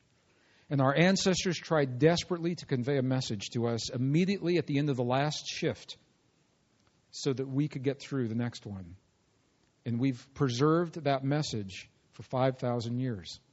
Right now, what I can say to you is the stage is set. The future's waiting. The choice is ours. And when do you think the time would be? Now is the time. This is going to bring to a close this portion of my program. It's the end of what I'm going to say, but it's the beginning of everything that comes next. Now, I went through this very, very quickly, a very high level, and I want to ask, does the 2012 alignment, does it make a little more sense to you after what we did in here? Does that help? Can you see how it's impossible for us to passively go through this time in history?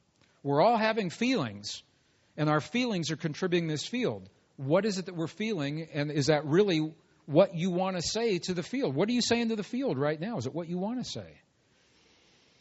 It's all about choice. Okay, so what we have today, first I want to thank you. You've been a really beautiful audience. Some of you have heard this before, some of you have never heard it before. It's all about choice. Thank you. Bye-bye.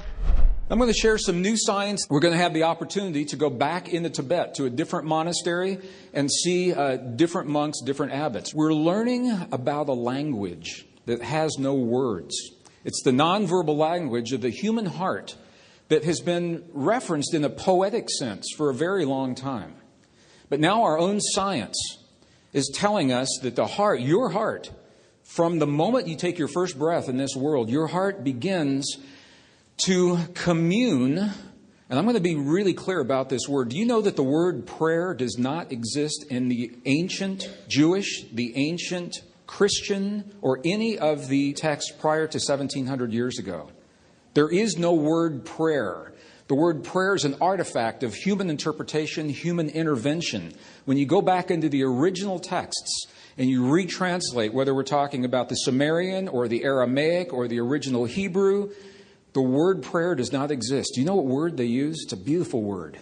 Commune. Doesn't it have a different feel than prayer? When we're praying to something or someone or a being or an entity, to me that feels very different than communing. Having a communion with the forces of this world. So we're learning about this language that we speak. Every moment of every day, you're having a conversation with the stuff, the literal field of energy that holds this universe together. You're communing with that field right this minute. And the question is, do you know what you're saying? Well, the answer to that is in the world around you. It's in your checkbook. It's what your balance looks like. It's in your relationships, in your workplace, in your intimate relationships, your friends, your family. It's in the success of your heart's desire. All of those things are the field answering the communication and the conversation that you've been sharing for a lifetime. And from the perspective of the ancients, there really isn't a right, wrong, good, or bad. It's just about us recognizing that we're in this feedback loop. There's a feedback mechanism out there, and if we don't like what we're seeing, we're given the tools to change that. And that's really important right now. Really important right now, because we found yesterday, if you were not with us yesterday, a large part of our morning was talking about why it seems that the world is changing so very, very quickly right now. I asked for a show of hands in the room yesterday. There were about 600 people in the room, and almost everybody said, man, it feels like something big is happening. It is. And the experts are telling us that something big is happening. It's not our imagination. And the reason it's happening is because you and I are living this rare convergence of great cycles of time, unlike anything ever seen in 5,000 years of recorded human history. Now, our own scientists within the last couple of years have just begun to understand that where Earth and our solar system is located in an orbit around the center of our great Milky Way galaxy. It's called the Great Central Sun. I know you've heard of that before if you study ancient texts.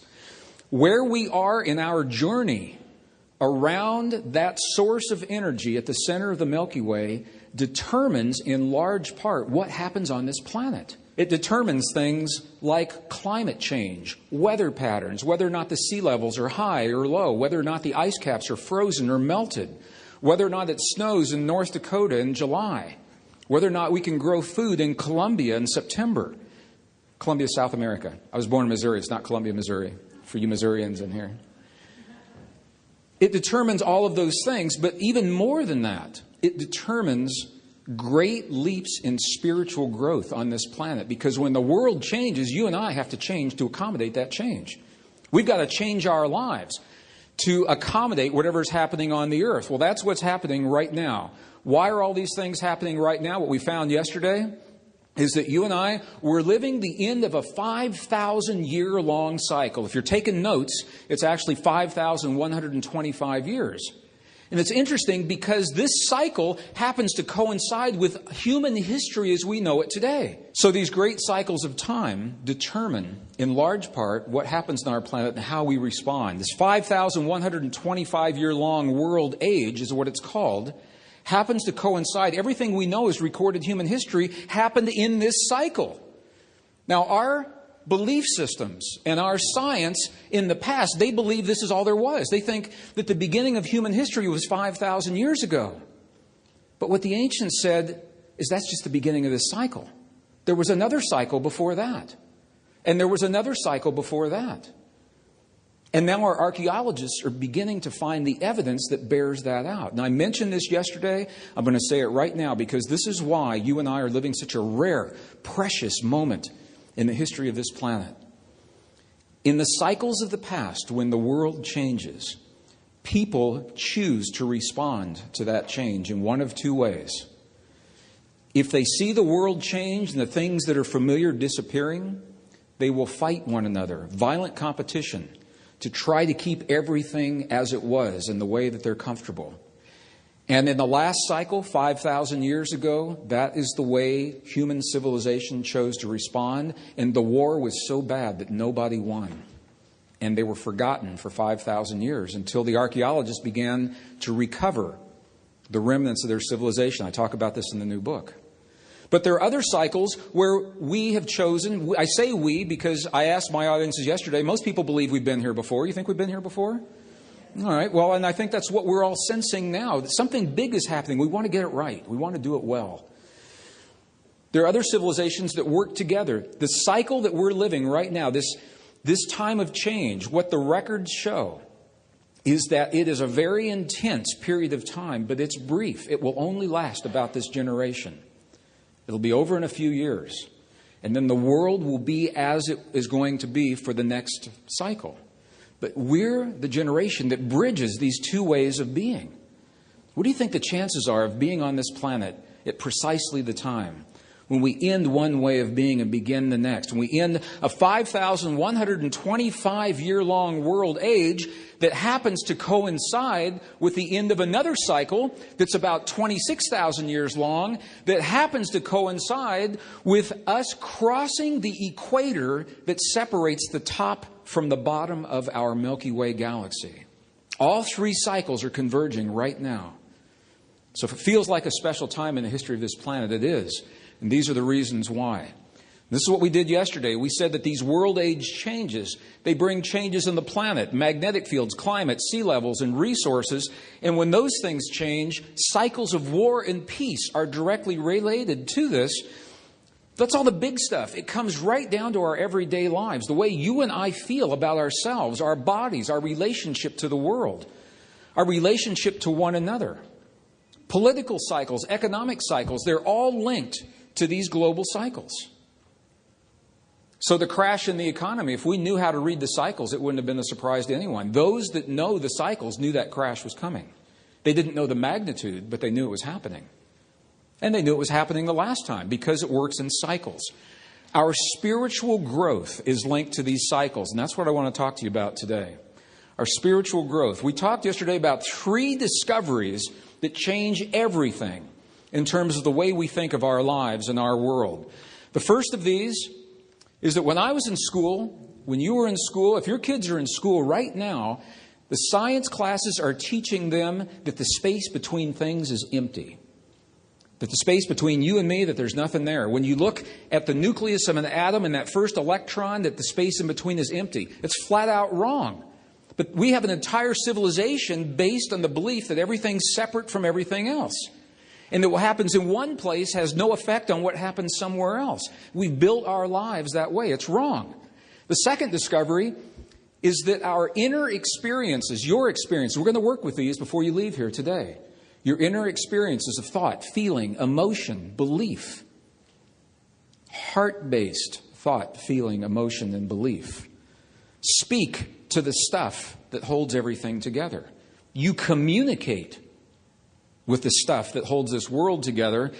And it goes so far, we've even found that human emotion is so powerful that on 9/11, when the world watched the unfolding of what was happening in the United States on that day, our satellites 222 miles above the surface of the earth were picking up the changes in human heart fields of the magnetic fields of the earth and relaying that information back to scientists every 30 minutes.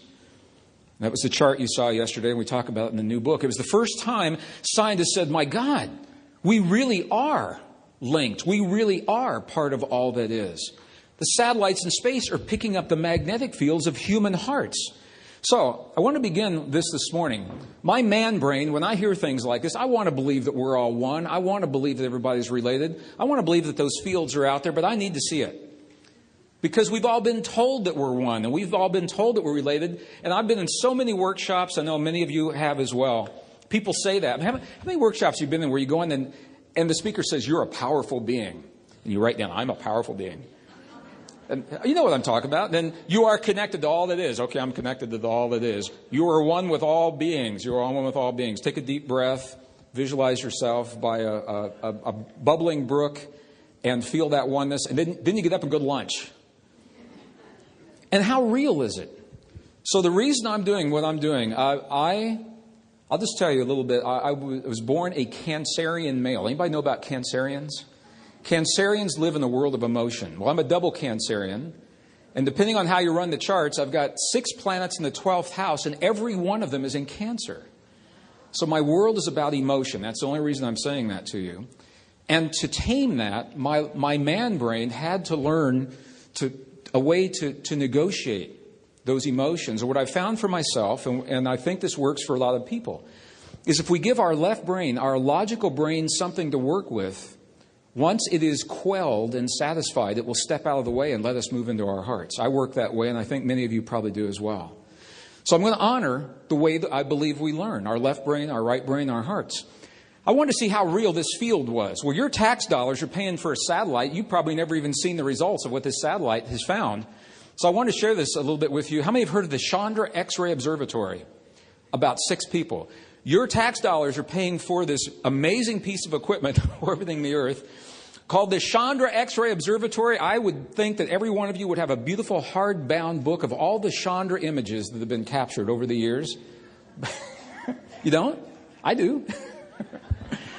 I'm just going to share one of them with you now. Okay, now this is interesting because scientists believe that the space between things is empty. That's what's been taught. Look at the NASA mission statement for Chandra. To detect invisible fields of energy in, quote, empty space, unquote. So our own scientists are saying maybe it's not so empty. Maybe there's something up there. Okay, so here's what Chandra is doing. First of all, you all heard of the Hubble Space Telescope, right? Okay, this image is from the Hubble Space Telescope. Where these arrows are is the center of the universe, not the Milky Way, but the universe where scientists believe everything began with a Big Bang a long time ago. That's a male-oriented term. It was a male scientist that called the beginning of the entire universe the Big Bang. You know that.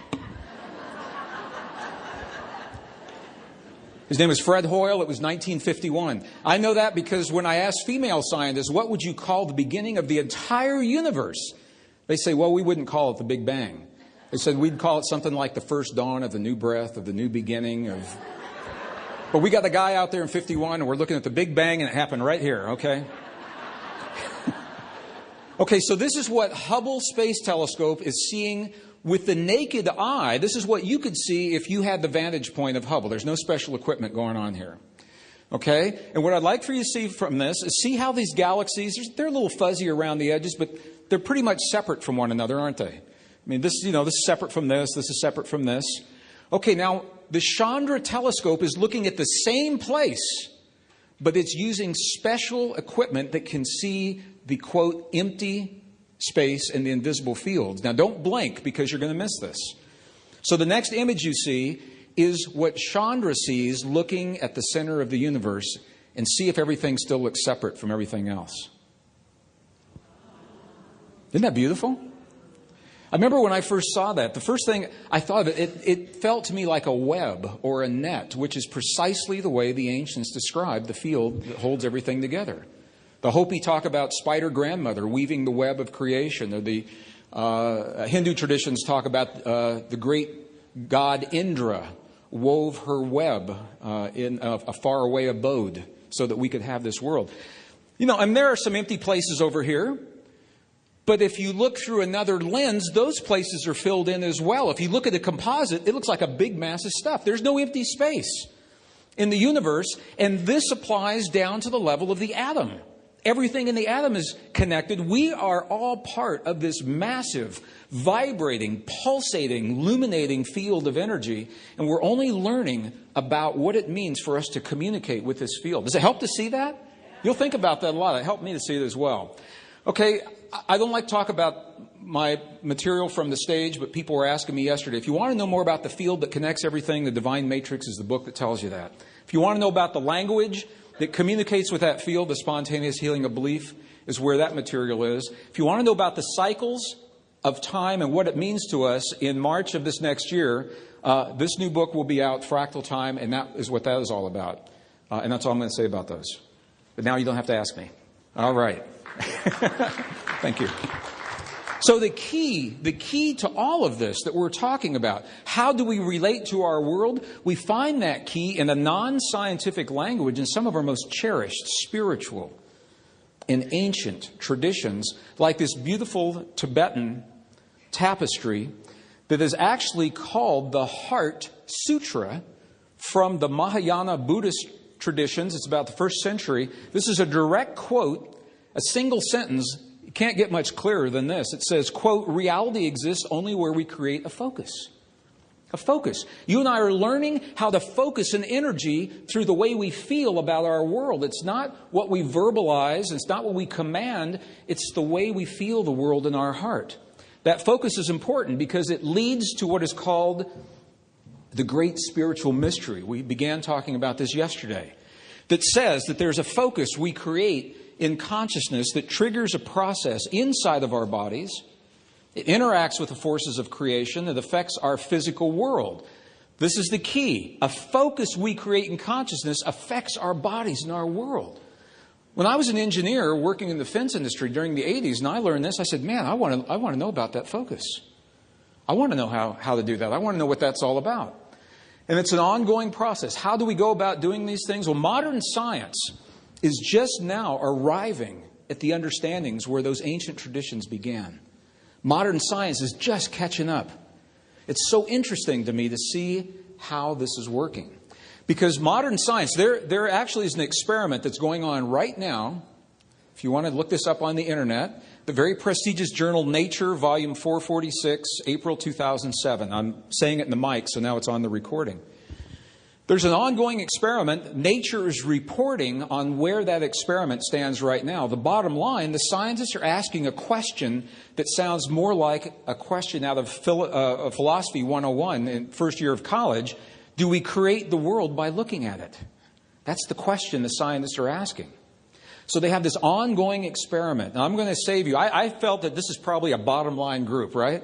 I felt you this morning. I said, man, these guys want to get to the bottom line of this whole thing. So I'll save you all the details, and I'll just cut to the chase. Do we create the world by looking at it? This journal of Nature says right now, it looks like the answer is yes. They said it's not enough just to allow for us to be connected to one another to account for the results that are being seen in the experiment. Something else is happening. The people in the experiments are actually creating and rearranging the atoms of their physical reality in these experiments. This is going to change everything. This is the stuff that changes everything that's very, very similar to the great secret of our past. Almost every major spiritual tradition has said exactly the same thing. Whether you're talking about the healing of your body, the healing of the bodies of your loved ones, peace at your family dinner table, peace in your community, peace between nations, abundance in your checkbook, success in your careers. As different as all of those sound from one another, they're all part of this same principle, the way we feel and the feelings that we create. This is where we're going to go with this. We're going to go into the Tibetan monasteries in a little while and understand how they do it. And then we're going to do it in this room before we leave. Then we're going to go out and be fruitful and multiply and change the world, because it's a great deluxe one weekend Phoenix Celebrate Your Life 2008 conference. All right. I wanted to share this with you. For those yesterday, we saw a miraculous healing. We saw the video of a cancerous tumor disappear inside the body of a living woman through an ultrasound in less than 3 minutes. in response to something that the practitioners were doing. They were having a feeling in their hearts, and her body responded. Many of you saw that. Some of you didn't. So I'm going to share a different kind of healing here today. It's another before and after. But my question was, you all have seen these before. You've seen before and after miraculous things on YouTube and all that. What makes this different, I wouldn't even show this to you, except for one reason. What makes this different is we're going to look at the healing of a woman in the lower part of the screen as a series of still images. And then we're going to go back in the upper part of the screen and look at the brain state of the person doing the healing as it corresponds to what happens in the woman's body. Does that sound like a cool thing to do? Okay, I don't have any young people in my life. When I say cool, I've been corrected lately, and I understand the word is sweet. So does that sound like a sweet thing to do? Actually, there's another word that now supersedes sweet, but I don't like the new word, so I'm going to stay with sweet and cool.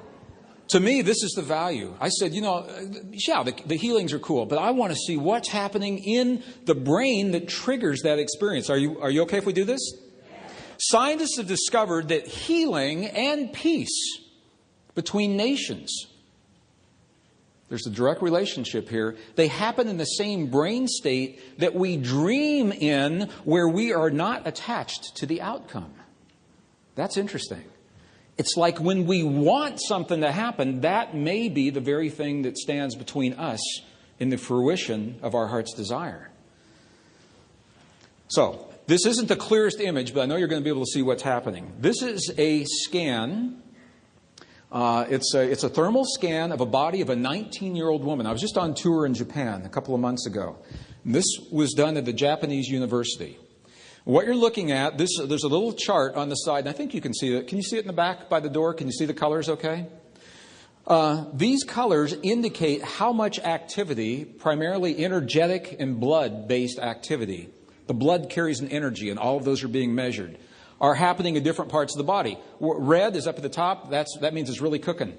Blue is at the bottom. It means not much is happening. So some places you'd want to see a lot. Like here's the heart. You'd want to see a lot of activity there, you assume. Lungs, brain. But look at this right here. That is the activity from a massive ovarian cyst on a 19-year-old Japanese woman. Okay? So here is how this works. She comes into a room and she's standing on one side of a partition. On the other side of the partition, the healer comes in. They have never met. There is no verbal communication. They don't speak. The healer doesn't know if it's a man, if it's a woman, doesn't know the nationality, doesn't know that there's an ovarian tumor, doesn't know the age. No communication. And here's what happens. At time equals 0, right there, this is when the healer comes in. The healer isn't doing anything but evaluating. You would call it empathing. I'm going to have to ask that you not take pictures because I made a promise that I wouldn't have these duplicated in any way. You can have that one, but if you'd help me keep my promises, this is going to be really important when we go into Tibet. Please help me honor the privacy of our monks and nuns and our friends. You okay with that? Can we do it that way? They said that Mishka said that I could show the images if they weren't recorded. Otherwise, I have to pull them, and it's no fun for the program. So this is the body of the woman. Time equals 0. She's sitting in the room. Okay, the healer comes in and he's evaluating, he's empathing. Now, look at what happens. 3 minutes into the healing, that tumor is going away. 7 minutes into the healing, it's essentially gone. Now, I wouldn't even show that to you because I know you've all seen these things before. But let's look at the brain state. Let's see what the healer is doing. This is so cool. This image on the top, you're looking down on the crown of the healer. Her nose is, and it is a female. It's a female healer, by the way. Her nose is pointed to the top, and the same colors apply in her brain on this chart right over here. So let me ask you the first question. Here is the healer. She's come into the room. She's evaluating. Do you see a differentiation between her left and her right brain? Yes or no? Do you see much of a differentiation? Some say yes, some say no. The answer is no. There's really not much differentiation here. Pretty much, this is a whole brain experience. Let me ask you another question. On this scale from red to blue, is her brain highly active or not very active? Exactly. And this is going to be the point of the whole thing. Whatever it is that's happening within this healer that facilitates a healing in 7 minutes, it's not happening in the brain. And you're going to see this. It tells the whole story. So right now, this healer's brain is relatively inactive, and there's really no differentiation between the left and the right brain. 3 minutes into the healing, let's take a look and see. Now, do you see a differentiation between left and right brain? Now you have a better idea of what I'm asking. Can you see it now? Okay, but what is the differentiation? Which side of the brain is starting to become more active? Is it the left brain? Is it the man brain that likes to tell things how to happen? That engineers our world? No, it's not. Look at this. The right brain's starting to cook up. Right here, it's gone from the blue past into the green, into the yellows. But this is interesting. The left brain is still relatively inactive, and parts of it right here, what color is that right there? White. Where is white on the scale? It's not. Parts of the left brain are becoming off the scale inactive. This is not a left brain process. If there's any doubt, look at this one. Now what's happening? This right brain's cooking, right? And it's correlating with the healing. While this tumor is being healed, look at what's happening in the brain of the healer. Her right brain is cooking, but look at her left brain. It's so inactive, it's off the scale inactive. It doesn't even show up, and then here it is through the finish. Look at this. And this tells the whole story. This is why I'm sharing it with you. I know it's not the clearest image, but I know you get what's going on here. This tells the whole story. I'm going to, your little piece of homework, just for a couple of minutes, if you can remember this image right here. You're going to see it again in just a minute in different context. Okay, so that's can you kind of remember what the shape of that looks like? Okay. Well, you don't have to tell me now. but you just did. You were right. Okay. This tells the whole story. What is happening in this healing, whatever it is that's occurring, it is a right brain intuitive experience.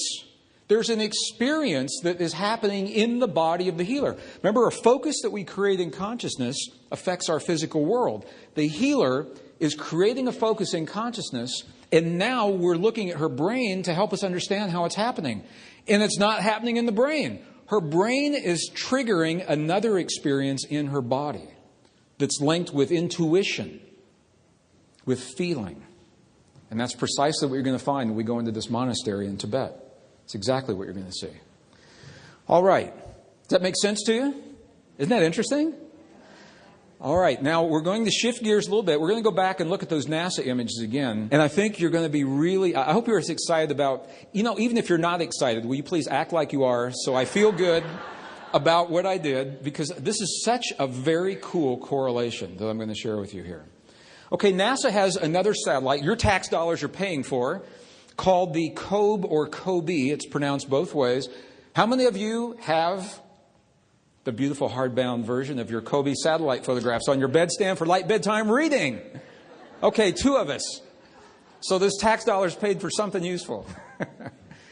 All right, COBE or COBE is imaging the radiation that's left over from the moment our universe began. So with the Big Bang, there was a release of energy, and there are remnants of that energy still out there. And the science are saying if we can map where that energy is, it gives us an idea of the shape of our universe. Okay, and they're looking at different wavelengths, it's like looking through different glasses, different lenses. Okay, so this is the first image you're going to see are all the wavelengths together. It's the composite wavelength. And this is what our universe looks like right now. This is the entire universe. It looks kind of cool. There's a lot we could talk about here. There are many places in this program where one image we could talk about for the rest of the morning. And this is one of those places, but we're not going to because we're going somewhere. This is a cool image. And you see a little bit of a shape on here. But we're going to look at a different wavelength now.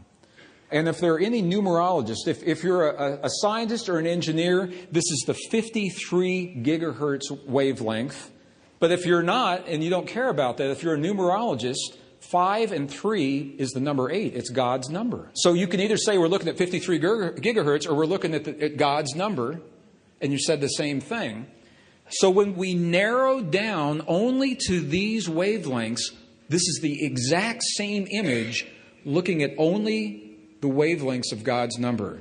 And look at what this looks like. Does that look like any kind of a shape that you've ever studied in ancient healing traditions? Anything to do with balance, maybe? What does it look like? Exactly. Does it look anything like that? I'm glad you said yes, because I put that image there. If you said no, it wouldn't work at all. Exactly. Our entire universe, when we're looking at this wavelength, happens to assume exactly the pattern of energy that we equate with balance. Now, this is where it gets really, really interesting. Here's the universe in this state of balance that we've come to know. And the next image is where your homework comes in. Have you ever seen this before? What is that? That's the human brain. But it's not the human brain doing just any old thing. What's the human brain doing? It's healing. Our human brain in the state of healing assumes the same pattern of energy as the entire universe in the state of balance that's in right now. Don't ask me to say that twice. I don't even know where that came from. In other words, it's as if when we bring ourselves into alignment at the highest levels of creation, that alignment then filters down as above, so below. It's a fractal experience, a little experience in our bodies of what is happening in the greater universe. Isn't that beautiful?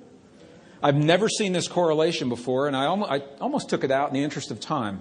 And I felt like I just enjoy sharing it with you. I wanted to see it. Okay. So, it's the human brain while it is healing. So my question is, what is the brain responding to? What is the brain of that healer responding to? And this is what brings everything together. The brain is responding to a heart-based experience. You're going to begin seeing this. We're going to work with it. Our heart, we can intentionally, on demand, create a condition in our hearts that send a signal to our brain and align that healing state. The brain's just following the instructions. Our brain's sitting there saying, okay, I'm waiting for you to tell me. What is it you'd like for me to do? And that instruction's coming from our heart. We have grown up in a civilization, in a culture, in a society where we were taught the brain does everything. Because it's a male-oriented society, and men think with their brain, right? There's a whole workshop we could do on that. So what is the brain responding to? Well, the answer to that question is right here. Every moment of every day, there's a conversation between your heart and your brain. It's a two-way conversation. Your heart is sending a signal to your brain. Based on the quality of that signal, your brain is sending chemistry back into your body. The quality of that conversation is called coherence. So we're going to talk about coherence a little bit. You're going to hear this word a lot. If it sounds technical to you, pretty soon it won't, because you'll be so used to hearing it. It's just about a kind of balance. And the optimum coherence for you engineers out there, you can actually measure, is 0.10 cycles per second, 0.10 hertz. It's a very low frequency signal between our hearts and our brains. This is the same signal that communicates with the magnetic fields of the Earth that the satellites pick up. Okay? So, low coherence. When we are in a low coherent state, if you can measure respiration, heart rate, or pulse, it will give you an idea of the coherence between your heart and your brain. We're going to do it in here with someone in just a moment. So respiration. When you see these rough, jagged, irregular readings, heart rate variability, HRV, could you see how they're irregular and rough? Pulse, transit time. These are all signs of low coherence. The conversation between the heart and the brain is this irregular signal, and it happens in the presence of what we would call negative emotions, frustration, anger, jealousy, hate, rage. You all know that. The flip side of that is that these negative emotions, the consequences, is the negative emotions create a lot of experiences in our bodies that we wouldn't necessarily want to have. Over 1,400 biochemical changes happen in your body when you get angry. When somebody cuts you off on the freeway in traffic, they're off having a great day because they made their exit. You're still reeling from the anger you're feeling because somebody just dishonored you on the freeway. You're triggering 1,400 biochemical changes that last throughout the day, bathing you in stress hormones like cortisol, heart rhythm chaos, cognitive shutdown. You don't perform very well. We don't solve problems well in this state, but you already know that. The flip side of that is in high coherence. Can you see how nice and even and regular these are? Appreciation, gratitude, love, compassion, all things that we would consider to be positive emotions. They facilitate really good biochemical change. The studies are showing that you could have 3 minutes of high coherence and you will trigger a 100% increase in the DHEA levels of your body. That's the anti-aging hormone. That's the precursor to all the other hormones in your body that will last for 6 hours after that 3 minutes. We're going to do it in here today. We all look younger when you walk out of here today. Isn't that great? We'll all be 90 minutes older in time, but we will not have deteriorated in that 90 minutes. That's the key. Heart rhythm coherence is much improved in the presence of high coherence. So these are all the effects. Well, what does that mean? If our heart is so powerful, and it can do all these things, how come it seems like people die between about 70 and 100 years of age? You ever ask yourself that? I ask audiences all the time, why do we die? And first people laugh. They say, well, we die because of old age. Old age is not a disease. That is a catch-all for medical people who don't know what else to say when they're asked that question and they want to sound authoritative. There's nothing wrong with being 600 years old. As a matter of fact, the ancient Essenes said that you and I are living in bodies that should be here 900 years. I'm going to talk about this for just a minute. 900 years. Now, it sounds silly to us, to some. Would you ever want to live here 900 years? Why? Because of what our life has been like up to this point. Think how much you could get done in 900 years. You know, we think about a project in terms of 5 or 10 years. What could you get done in 100 years? Or I like to think of this. What would it mean if we were 900-year bodies and you look another human in the eye and say, honey, I love you. Will you spend the rest of your life with me? 900 years. Some people say yeah, and some people say, God, no. All right, these are facts. Every cell in your body has the ability to reproduce and heal itself, bar none. Even cells that we were told could never do so. Brain cells now are documented as healing and reproducing themselves. Spinal cord tissue that we were told could not do these things. Heart tissue that we were told could not do these things. Every one of you have stem cells in your body right this minute. You don't need to get them from a newborn infant. They're with you from the moment you were born. They actually live right at the point behind your navel. And they're waiting. Your stem cells are waiting for you right now. They're waiting for you to send them the instruction so they can do what they came into this world to do. For some of you, they've been waiting a long time.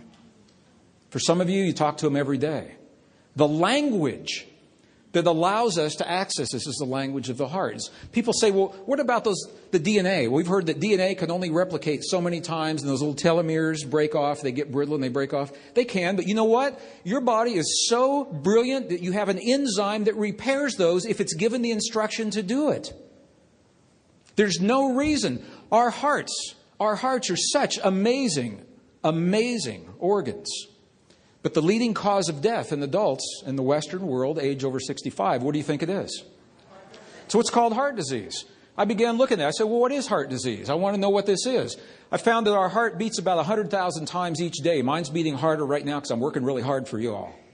Because I love you right now. I'm loving you right now. It's the best way I know how to love you in this room.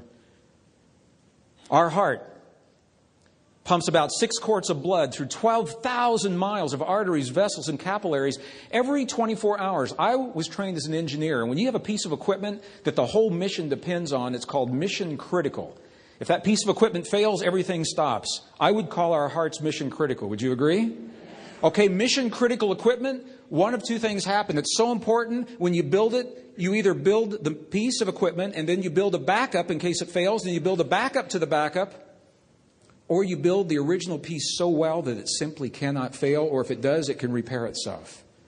We've only got one heart, so we don't have a backup or a backup to the backup. So that means this heart must be a really good heart that we've got.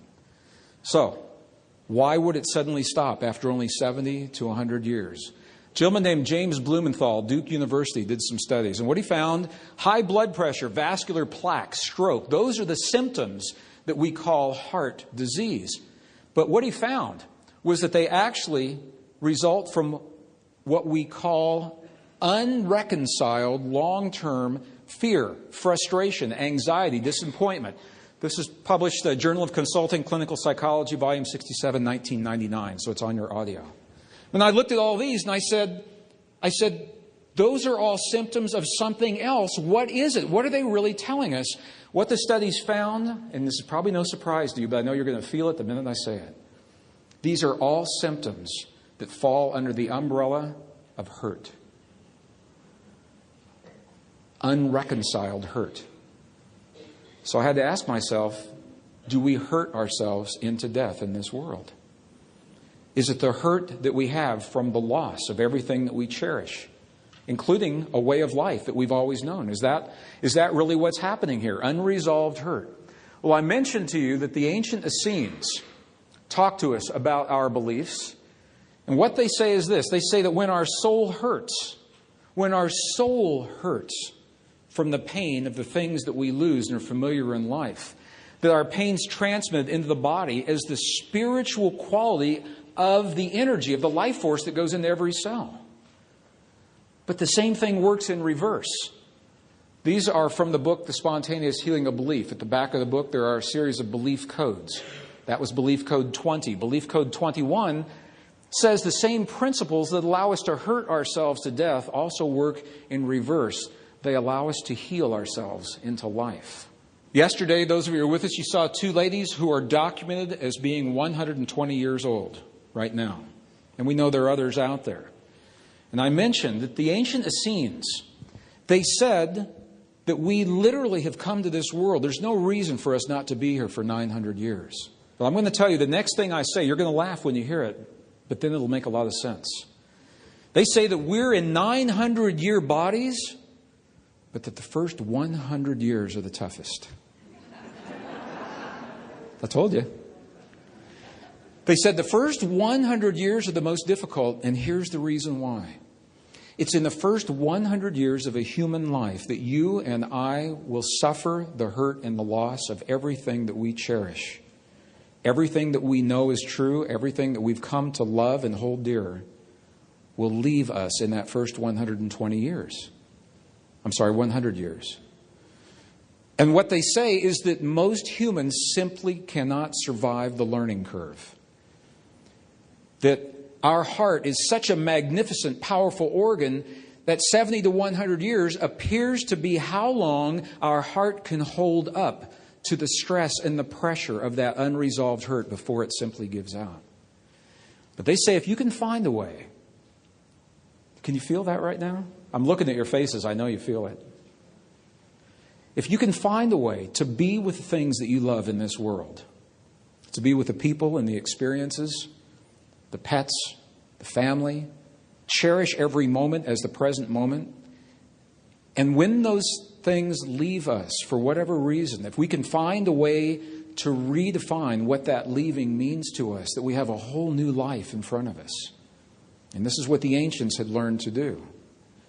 You and I are living at the end of a 5,125-year-long cycle. That's the end of a 25,625-year cycle that happens to be happening at the same time our planet is crossing over the galactic border. Everything that we have ever known and loved and cherished is changing. We're the generation that is bridging all that has ever been with what is yet to be, and we are learning to reconcile this in our lives. Whether we're talking about a planet or we're talking about our daily careers, our daily lives, the same thing. That's why this time is so precious and so special. Well, I think it even goes deeper than that. I suspect it even goes deeper. This is a Greggism. The Essenes don't say this. But you all have heard, and I have as well, that we come from a realm. We're not from around here. If you want to see an alien, look at the person next to you. Nobody's from around here. We're here for a while. We're loving each other. We're going to share some time together. But we come from a realm where we don't have these bodies, and we are in spirit, in family, linked as a unity, as a oneness. And I suspect that the original hurt that we feel from leaving that togetherness and coming into the isolation and the loneliness and the separation of a single human body is probably the hurt that we're all really dealing with. We might not talk about it at the water cooler on Monday morning after the football game at work, but I think that's probably what's happening. And we so long for that connection that we try to recreate that family in this world with partners and friends and siblings and pets and places and things to help us feel those things that we long to experience again. Do you think that's possible? I think it is too. And I think the first step in healing is saying, I think it's possible. So thank you for that. I feel healed already. All right. First 100 years are the hardest. I'm on a 200-year plan. Who's going to be on the 200-year plan? Who do I get to see in this room 200 years from now? We'll make a date. Cool. Okay. All right. Stem cells, wake up. Okay, what we found yesterday is a human heart. How can the human heart have that effect? Here's how. Science are telling us the answer. Right here, the human heart has an electrical field that's about 100 times stronger than the one of the brain. Human heart has a magnetic field that is about 5,000 times stronger than the brain. This is why it's easier to feel your way into the solution, to feel your way into the healing, to feel your way into your heart's desire than to engineer it with your mind. There's sometimes it's good to engineer with our minds. If you're going to build a space shuttle and send some people to another world, you want good engineers and you want them to use their mind and you want them to have good sleep and have a really good day the day they do it. But if we're engineering life, this is quantum heart-based engineering. We're working with a different field here. All right, so coherence, 0.10 cycles per second. How in the world do we do something like that? Well, this is what I wanted to know. And as an engineer, I was trained to look in the world around me for the answers. In 1986, I had my first journey into the highlands of central China and Tibet, looking for the places that had been least disturbed by Western civilization, thinking that maybe there we would have a better idea. I would have a better sense of what we had lost. And if we could find the principles and then bridge them with the best science of today. This is the question I asked. I said, we're living a world that's changing so fast. And there's this judgment about either following the path of science or the path of spirituality.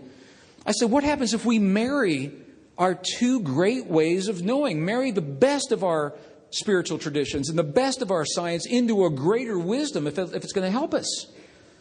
How do you feel about it? You think that's the way to go? To honor our past? Well, I think that's exactly what's happening right now. So in Tibet, it's an amazing, beautiful part of the world. It was in this monastery where we met this beautiful little monk. Now, I'm real close to the screen, and you all are on the edge. I don't even know if you can see this. Can you see that he's got a smile on his face? Can you see that? His cheeks are kind of puffed out right there. This beautiful little monk, there's a whole story I could tell you here. In the interest of time, I'm going to have to go fast. But it was this monk, I asked the question I ask every monk, every nun, every opportunity I had. I said, do you have a secret hidden library in this monastery? And after a lot of conversation and some camaraderie and some really bonding experiences together, it was this little monk that said yes.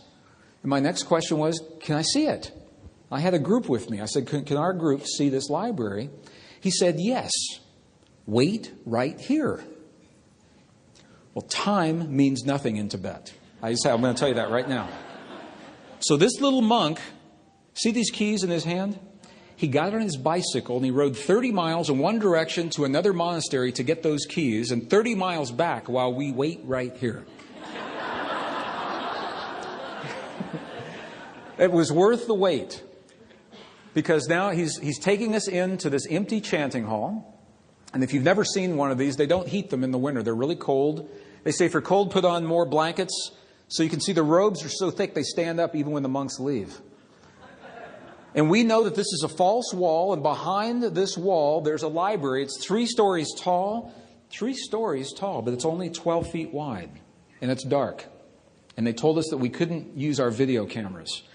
So we went past these 30-foot tall Buddhas of compassion. Went past this hallway that had these beautiful prayer wheels that we rotated every one as we went past, into an absolutely dark room that looked just like that. And I worked hard to get that slide for you.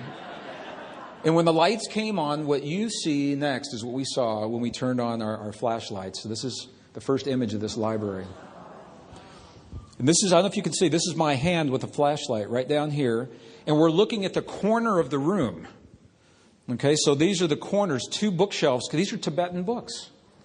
They've been here 1,500 years. They're loose pages sandwiched between the covers. And I asked my little monk, I said, what's in these books? This is one of those places we could spend the whole morning talking, and I'd love to do it. It's hard not to, actually. I said, what's in these books? And he said, I'd like for you to talk to somebody else to answer that question. So they took us to this monastery down the road to meet with the abbot of the monastery. The abbot is the elder of the monastery. They don't get a lot of company here, so this was a big deal. And all the monks at this particular place, even they don't get to see their abbot sometimes. So they were giving us a private audience. They put on their robes. They were leading us in a very solemn procession up to the place where we were going to meet with this abbot. I had never met this abbot before. I had met the previous abbot who had died unexpectedly. And the man I'm about to meet that you're going to see is the new younger abbot, only in his 80s. And here he is right here. This is a beautiful man right here. So we had to go through the formality of a greeting, and they told me, they said, whatever you do, don't look up, don't look into his eyes. Well, I had to peek. I consciously, I knew I wasn't going to, but I guess it was an automatic thing. But it was okay. He smiled, and it was good. But then they let me ask him some questions. Okay, and I asked him, I was writing the book, The Divine Matrix, when this picture was taken. And I asked him the question, I said, in your tradition, what is the force that holds everything in the universe together? What connects everything?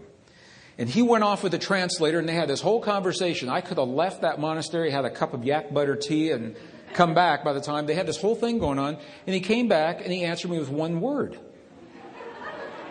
I said, what is the force that connects everything in the universe? He said, compassion. And I said, well, wait a minute.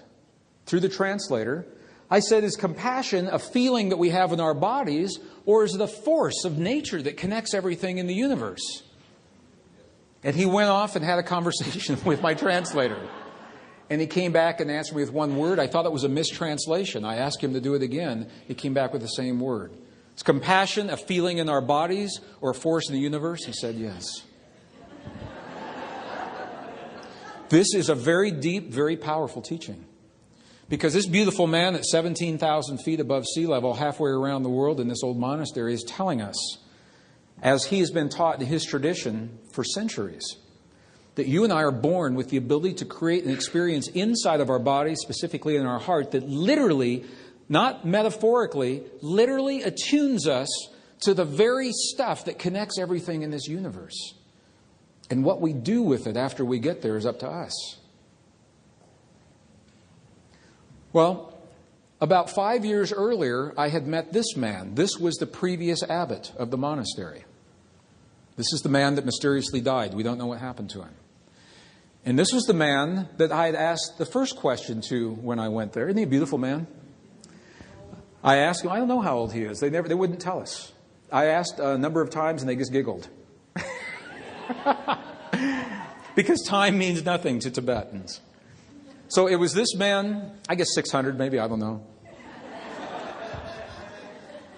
It was this man I asked the question. I said, when we see your prayers for 14, 16, 18 hours a day, when we see the mudras and the mantras and the bells and the bowls and the gongs and the chimes and the incense, and we see your prayers on the outside, I said, what are you doing on the inside? When we see a miraculous healing, how did you do that? This is the value of being with a living culture. If you walk into an Egyptian temple, you see some cool hieroglyphs that somebody made a long time ago, but those people are gone. We can't ask them. And we may not even know how to read those hieroglyphs correctly. But these are living cultures. And you can ask them again and again until either they answer you or they get tired of the conversation and kick you out of the monastery. I said, when we see your prayers on the outside, what's happening on the inside? And this is the man that told me, you've never seen our prayers. Because a prayer cannot be seen. He said, what you see are the things that we do to create the feeling in our bodies. He said, the feeling is the prayer. Feeling is the prayer. Then he asked how we do it in our culture. And I began to realize that when you and I lost this part of our biblical text in the 4th century, 1700 years ago, the very books that were edited and removed from our spiritual traditions are the ones that tell us of the power of human emotion and heart-based experience to move this world, to heal our bodies, and to create that peace. And we know that because those texts are now being recovered in the Dead Sea Scrolls, in the Nag Hammadi libraries, and the Coptic libraries. Feeling is the prayer. Well, specifically the feelings of appreciation and gratitude. And this is where we're going to go with the whole thing. Appreciation and gratitude. When we experience heart-based feelings of appreciation and gratitude, that is how we create that heart-brain coherence. But your mom knew that. How many of you, when you were children, went to bed and your mom said, before you go to sleep every night, you give thanks for everything in your prayer? Remember that? Some of you? How many? Well, a lot of us may not have known exactly why we were being told to do this, but this is what gratitude and appreciation, in the English language, scientists have found that these two words best approximate the feeling in our heart that creates 0.10 hertz and floods our body with life-giving chemistry from gratitude and appreciation. The key is to feel from the heart as if the outcome already exists. Now, this is important. The healing that happened of the Japanese girl and her tumor, or if you were with us yesterday and you saw 3 practitioners having a feeling and a cancerous tumor disappeared inside the body of a 46-year-old Chinese woman. It's the same feeling. In the early 1980s, 200 people were trained to have the kind of feeling we're talking about. They were stationed throughout the war-torn areas of the Middle East during the Lebanese-Israeli War, the first Israeli-Lebanese War. And when they did what they were trained to do, all that happened was peace in a broad geographic area. Only 200 people. It's a potent language, a very potent language. What is common with all 3? My friend David, those of you who were with me yesterday, the Native American prayer of rain. He didn't pray for rain to happen, because if you say, Great Spirit, please let there be rain, you've just acknowledged the rain's not there. You've just acknowledged the very condition that you're hoping to change. He felt the feeling as if the rain had already come. The healer in the Japanese hospital felt the feeling as if the woman was whole and complete, fully enabled, fully capacitated. The 3 practitioners felt the feeling as if that woman were whole and complete, fully enabled, fully capacitated. They didn't even focus on the tumor. They didn't focus on the tumor, because if you do, you're judging the tumor as right or wrong or good or bad. They held this woman in the feeling of her greatest potential. And this is something you and I can do for one another every minute of every day. Every minute of every day, to the best of our abilities. The woman in the medicineless hospital in China, it's not about making her tumor go away. If she had a cold, it was probably healed. If she had a hangnail, it was probably healed that day. The 19-year-old woman in the Japanese hospital. It wasn't about focusing on healing anything, because the moment you make that judgment, you've just created the energy that may stand between you and your heart's desire. This is a subtle and powerful difference. So please work with me on this. It's the difference between coming from the outcome rather than working toward the outcome. Does that make sense? How many saw the movie Ghost? Patrick Swayze, Demi Moore. Anybody see that movie? Wasn't that a great movie? Okay, what's your favorite scene in the whole movie? Just tell me. Everybody in every country and every audience will tell me the same scene. So just tell me right off. Which one was it? The Potter's Wheel. Wasn't that a hot scene? She's there. Her husband's gone. She's missing him. He's a ghost. He doesn't know how to be a ghost. She's working out her frustrations on the Potter's Wheel with a nice vase. It has nothing to do with this workshop, but I just have to acknowledge it right off the bat because it's everybody's favorite scene. But there's another scene that has a lot to do with this workshop. If you haven't seen the movie, I don't want to spoil it for you. There's another scene. Patrick Swayze's a ghost, and he's at a train station. Remember, he's at the train station, and he's on the subway.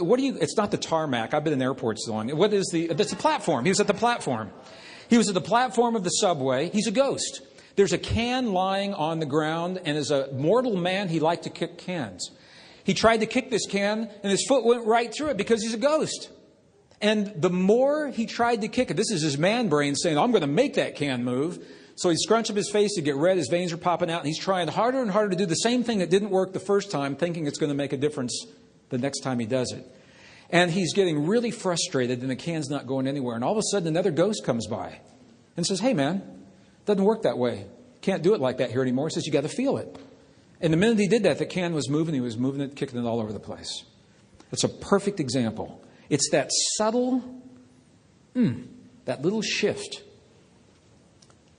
of coming from the place where we feel that somehow we're going to make or impose our will upon the world, to the switch that comes from the place that our heart's desire has already happened. It simply has not been mirrored in the physical reality yet.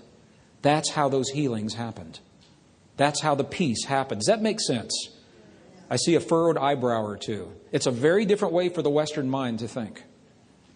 Remember the scientific experiment that's happening? We saw in journal Nature early in this program that said observation creates reality. Okay, what we now know is the way we feel, our expectations about our world literally are rearranging the stuff our world is made of on subtle levels if it's a passing expectation. But if we can hold that focus and be very clear about where and how it happens, that is where the miracles happen. That is how you bring change into your world. And we do it through a heart-based experience. And this is what I'd like to do in the time that we have remaining. I want to be very clear. I'm working closely, I have since 1991, with an organization called the Institute of Heart Math. HEARTMATH. How many here have heard of Heart Math? Quite a few? Okay, great. Good people. If you've never heard of them, they are a pioneering research organization that have come from many walks of life. They are medical doctors, authors, engineers, scientists, computer designers, medical technicians. They've left their respective careers at Stanford University, UCLA, private corporations, all come together to study the power of the human heart in ways that have never been explored before. If you haven't heard of them, you're going to a lot, and I'm going to share with you the reason why. There's a new initiative that the media is very excited about that allows all of us to participate in a heart-based experience to bring a transformational shift to the magnetic fields of this planet. Before we do that, let's have some experiences that are the kind that will contribute to that project, and then we'll talk about that a little bit. You okay if we do it that way? One of the things that Heart Math was able to establish in the early 90s is this image, and you've seen it a lot of magazines, articles, that there is a physical field. I mean, this isn't New Age metaphor. It's not the aura. It's not the prana. It's not the chakra. It might be linked to those. This is an electrical and a magnetic field that can be measured around the human heart that looks like a little donut called the torus. It's a tube torus that extends 5 to 8 feet beyond every human heart. We're all within 5 to 8 feet. Actually, we're pretty close in this room. So might be 450, 500 people in the room, but there's a heart field. We are all sharing a heart field in here right now. And it's so real, we can work with it, and we're going to. So what I'd like to do is this. We're going to go through a little process. The steps to the process might look familiar, but the techniques are what I'd like to share with you today. We're going to learn how to focus in our heart. And this, I think, in Western audiences is the most difficult thing to do. You know what I've found? If you tell someone to focus in their heart, you know what they do? They think about focusing in their heart because that's our conditioning. So it's like a muscle. We have to work with it. We're going to feel very precise kinds of feelings, and we're going to do some breathing. So before we can do that, what I'd like to do is this. I knew it would be very fast. This probably isn't the cleanest way to do this in here, but I'm going to do it this way anyway. What I'd like to do, let me do this. I'm going to bring this up. They have a piece of software that they have allowed me to use as an independent author. Remember, I said if we can measure either pulse transit time, heart rate variability, or respiration, it will give us an idea of the coherence. Who in here would like to have your coherence? Would you like to do it? You're the first one with your hand up. Would you, if you'll come to this side, what's your name? Charlotte. And how do you feel about mathematics? Do you like math? Oh, we're going to have fun. This is Charlotte. Charlotte, this is our audience. If you come up, please give Charlotte a hand for coming up here and being brave. Would you have a seat in this chair?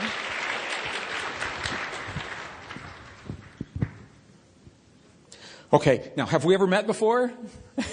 Do I have anything in my sleeves? No. All right. We already know each other. Yes, I know. All right, so what we have here, it's a really sophisticated piece of software made very simple to use. This is called an M-Wave PC, EM, Emotional Wave PC. There are a lot of different modes that we can use. What I'm going to ask you to do, if you'll take your index finger, place it in this cuff to where the fleshy part of your finger is over the little diode underneath. And your right, this hand, and then I'm going to ask you just to put it right. Can you feel the little diode in there underneath your finger? Comfortable, and if you'll have your hand motionless, and you can either put it on your leg or you can set it on this desk, whatever you'd like to do. Okay, and I'm going to go into a mode. It's kind of a technical looking mode, but there's a lot of things that we can do here. And we'll begin. It's going to do a little calibration.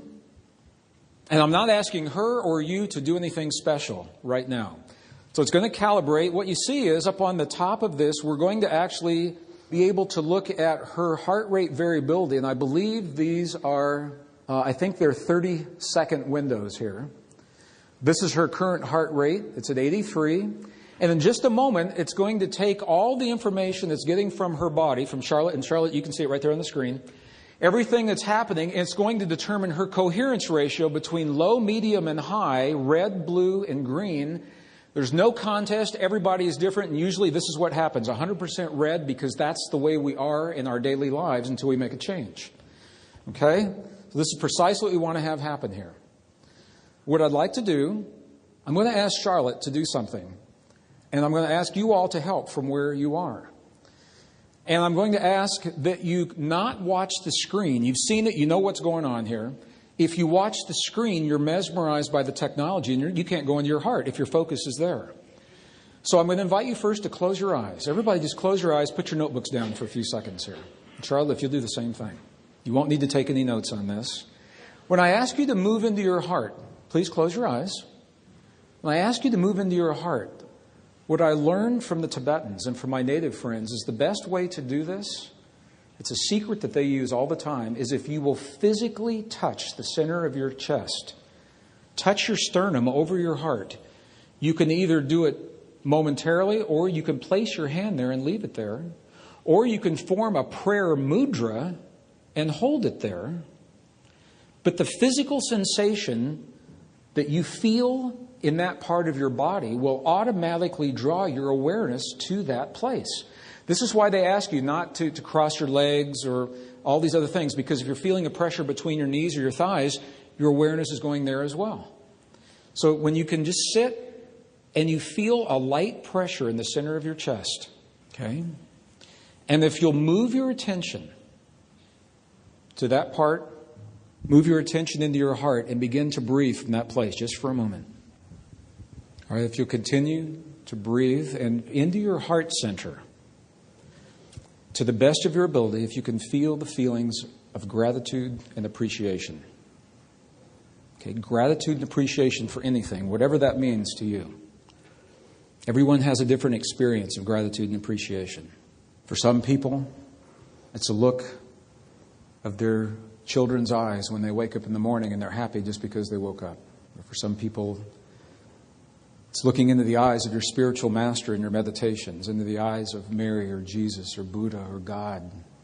For some people, it's the feeling that you feel when you hold a newborn child in your arms, or you hold a brand new puppy or a little kitty in your arms. Whatever that feeling is for you, if you can feel those feelings of gratitude and appreciation. And as you feel those feelings in your heart, if you can breathe from that place, breathe those feelings of gratitude and appreciation. Okay? Keep your awareness in your heart. Remember to breathe. Just feel the feelings of gratitude and appreciation. As you feel them in your heart, allow that feeling to move away from your body into the room around you.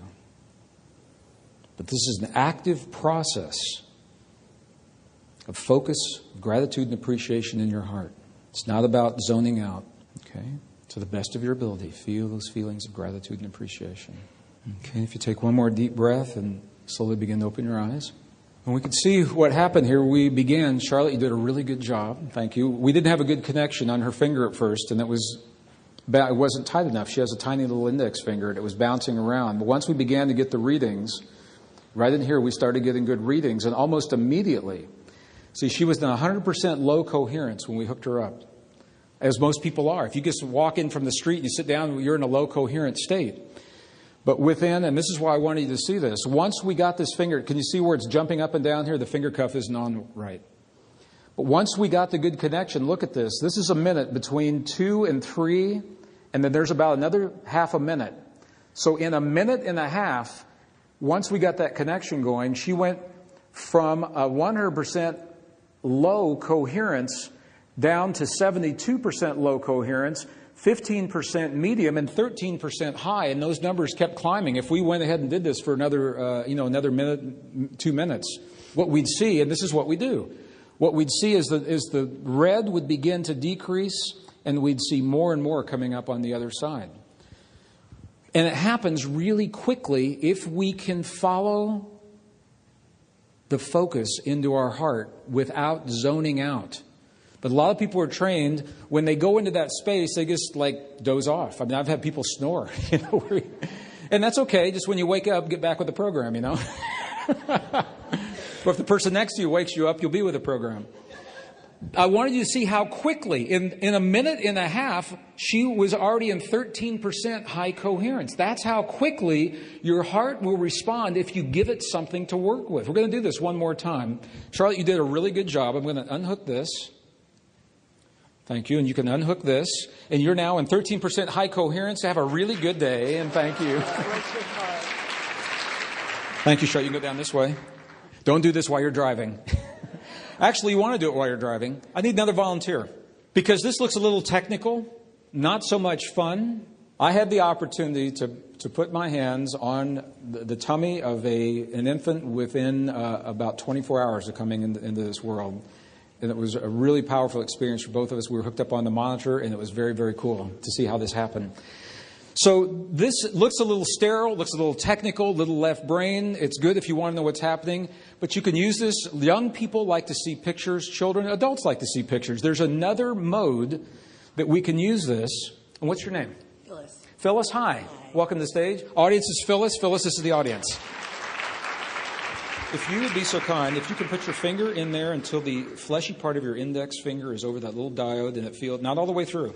You want the fleshy part of this part, right? You want the fleshy part of your finger to feel that little diode underneath. Can you feel it there? And if you can you take off an earring? I'm going to do something else as well. There's a different mode that we can use here that's a lot more fun. So what we're going to do is we're going to create a garden, because we've always heard that we live in a garden anyway, right? We came to the garden of this world. We're going to make it beautiful. What should happen here, if I do this well, that garden doesn't look very exciting. It's all in black and white. What will happen is the sensor will pick up what's happening in the room. When you do what you're doing, because we're sharing a heart field, to some degree, we are all being picked up. We're all sharing a heart field in this room.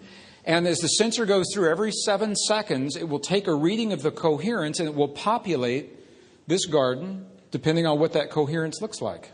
Okay, so you okay if we do that? All right, so let's do this one more time. If you don't watch this, because you'll be mesmerized. You'll be mesmerized when this happens. Close your eyes, touch the center of your chest, move your heart awareness into your chest, and just breathe. Just breathe from that space.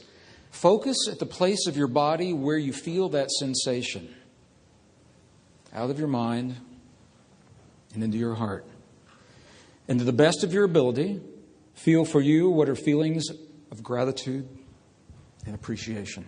Gratitude and appreciation for anything, whatever that means to you. We've all got something to feel gratitude for in this world. And continue breathing. Just feel feelings of gratitude and appreciation in your heart. Keep your focus in your heart. Touch that place right over the center of your heart. This is what the monks and the nuns do. They feel the feeling of gratitude and appreciation for the things that they choose to bring to fruition in this world. And you can do this in your life. Feel the gratitude and appreciation for the healing of your loved ones, as if it's already happened. The healing of your own body, for the healing that happens in every moment of every day. Feel it right now. Breathe that feeling into your heart for the safety of our loved ones, the safety of our children, the peace between nations that's already happened. Gratitude and appreciation for the new world that began with the election of a new leader in this country. The whole world is watching. Gratitude and appreciation for the opportunity to choose. Touch the center of your heart. Touch it with your hands. And just breathe that feeling into the world. And you're doing right now exactly what those monks and nuns were trained to do. If you take one more deep breath and slowly begin to open your eyes. How many of you have ease finding that gratitude and appreciation in your hearts? You do it?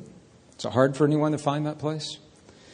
We found even with young children who have had really tough lives, if you can tell those children to feel what it feels like when they hold a baby bunny in their arms, even kids that have had a tough time can feel that. We had problems with a connection up here, but we got a little bit. We got some color in our waterfall. If we had done this longer, we'd populate the whole garden. I promised that I would honor our time frames here today, but you get the idea. You get the idea of what this feeling is all about, right?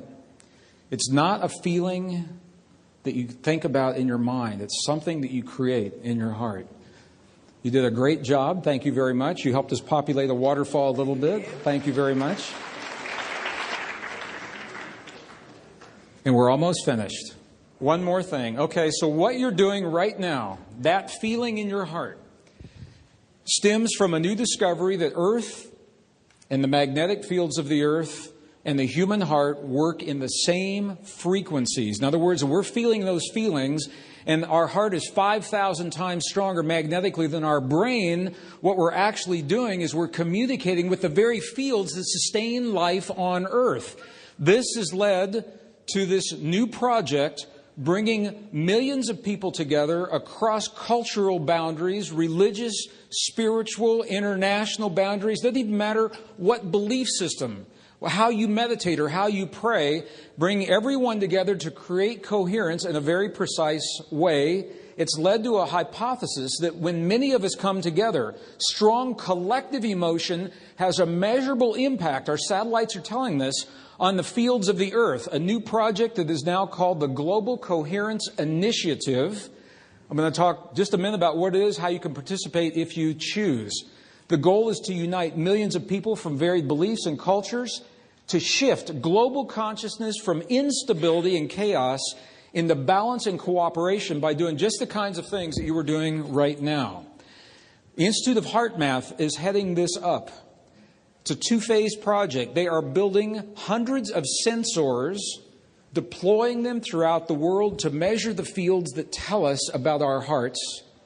And then they are training. Their goal is to have trained 100,000 people by the end of next month. We're about 2/3 of the way there right now in the techniques that you're learning to do. If you would like to know more about the Global Coherence Initiative, if you go to my webpage, the home page in the middle, there's a button that says click here to learn about Global Coherence Initiative. You'll have a slideshow, and it will tell you how to do everything from a passive observer just to watch this project. If you want to become a member of a community and have your data input, you can do that. If you want to become a trainer and teach people a myriad of techniques working with the Heart Math folks, you can do that. It's all right there.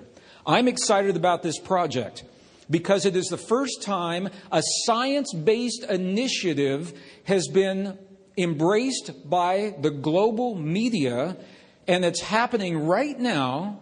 It's happening right now at a time that the experts are telling us you and I are living a time unlike any other time of 5,000 years of recorded human history. The world is changing, the cycles are converging, and the very fields that sustain life on the earth, you and I are learning to communicate with those fields, commune with those fields, through our hearts, which we were born to do to begin with. Your heart is the one organ in your body that creates the strongest electrical, the strongest magnetic field, much stronger than your brain. And it's all coming together at the close of a great cycle as we end one world age and move into the next. What a beautiful, beautiful convergence of experience. Right now, we are posed on the precipice. We've got a choice. Where are we going? It's yet to be decided.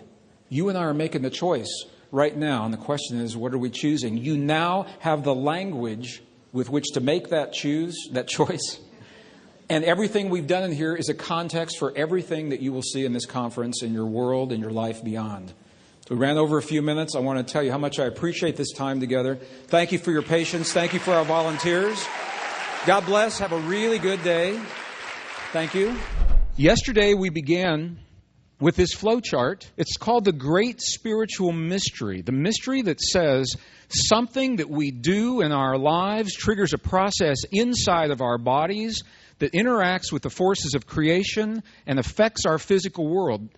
Something that you and I can create, a feeling, an emotion, a belief inside of our bodies interacts with the stuff that we can't see in the world and that modern science until recently hasn't even acknowledged, and affects change in our physical world. We are born with the ability, the language, to speak through our hearts and influence, not control, not manipulate, not impose our will, but we influence the healing of our bodies, the peace between nations, the abundance, our spiritual abundance, our material abundance, the quality of our relationships, our romance, our friendships, the success of our careers, all of those things. That's why this work is so relevant to everything you do. There are people that I met in the lobby that said, we usually don't come to spiritual conferences. And I said, that's okay, because what we're doing in here, from my perspective, spirituality is life. We are spiritual beings walking this earth. It's a mystery, truly, as to where we've come from. A lot of theories out there. The bottom line is nobody knows for sure.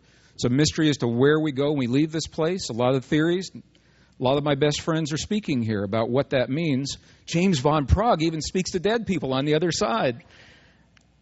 But we really don't know. What we do know is while we're here, we've got some time together.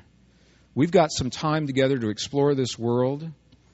And in our exploration, we have created conditions and situations now that we have to deal with. And what our own science is telling us, and what the wisdom of our past has always said, is that we're part of everything that we've created. And that means that we are part of any solutions that come to pass. That's what this flowchart is telling us. Something we do in our lives affects our physical world. If we do not understand how it happens, when it does occur, we call it a miracle. If we have a feeling and all of a sudden the breast cancer is healed, the doctor says, oh, well, that's a miracle. And they just write it off to a miracle. They say, we can't explain it because these relationships are not understood. And we mentioned yesterday, if we do understand these relationships, they're no longer miracles, it's a technology. And it's a technology that ancient cultures have used. It's a technology that indigenous peoples are still using today beyond the borders of this beautiful country of ours. And so my path has been as a scientist during the Cold War years of the 1980s, working in a nuclear missile program, designing software for the MX missile in Denver, Colorado. In my weekends and spare time, I was researching the text, finding out hopefully the information that would help us to create the world where we'll never have a war like that again.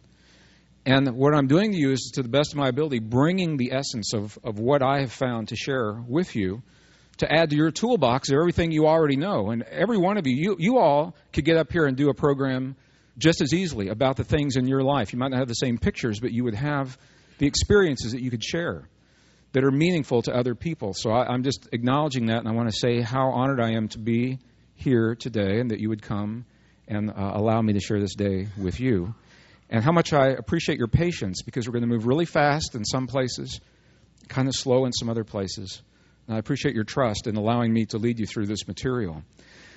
The reason that our modern world has been so slow in picking up what that flowchart is saying to us is because, as good as our science is, we know that it is based in two false assumptions that were proven false only at the end of the 20th century and now the first years of the 21st century. Two false assumptions. The assumption that everything is separate from everything else, number one. Number two, the assumption that what happens inside of our bodies has no effect in the world beyond our bodies. We now know is the fact that we live in a world that is made of a shared matrix of energy. There's stuff, there's something that underlies this physical reality. We cannot see it, but it fills all space. There is no empty space. That something goes by many names. It's been referenced by many traditions in many different ways. We know it's there, number one. Number two, we now know that you and I are born speaking the language that influences that stuff. We call it emotion, feeling, belief, intent. That stuff has so many different names. We identified a few of these yesterday. Some physicists are now calling this field of energy the quantum hologram. Lynn McTaggart wrote a beautiful book a few years ago, and I'm actually presenting with her in Hamburg, Germany next month. Her book was called The Field. Simply is entitled The Field. Stephen Hawking is calling it the mind of God. The father of quantum theory called it the matrix, now being called the divine matrix. All names for the same field. So if you were not with us yesterday, this is the essence of what we did to help us understand that field is there. And we arrived at this point. We said if we're going to use that field, if we're going to use the divine matrix, we've got to understand a little bit about how it works and speak the language it recognizes. And we're doing a little of that both yesterday and today. So now this gets to be an interactive program here because this is a choice point in the program. See, it says right there. Choice point, but it's not just any old choice point. What city are we in for the recording? What city are we in? Chicago. So this is the Chicago choice point that we put in last night. Okay, are you ready to answer a big question? Okay, here we go. The question is this. Do you want to stretch your awareness of what you believe about our world today? If you say no, it's a very short program. So you almost have to say yes, okay? So whether you want to or not, just say yes for now, okay? Yes, okay, cool. All right, so my question is this. We have an opportunity. Do you want to explore the deep reality or the safe reality? They're both good programs, and they're both a lot of fun, and they both have a button that goes with them. And either button is going to give us a good program. But, however, before we can go into deep, I have to have your permission. So are we going to do, how many want the safe reality? It's fun. It's a good program. You want this one? Safe? Deep? Okay, well, you got to help me out here. We got to push that button. Are you ready?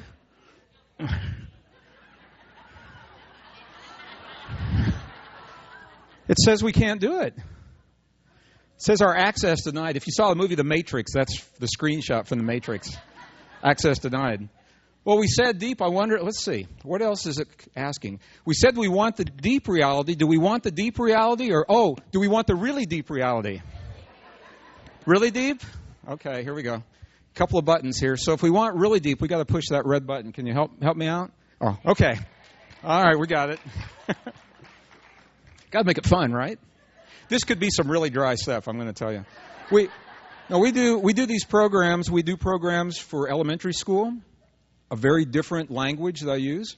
We do some for middle school. We do some for high school seniors. We've got a seniors program. We've done some in nursing care facilities for elderly people who have a really short attention span. The key is big pictures and short program.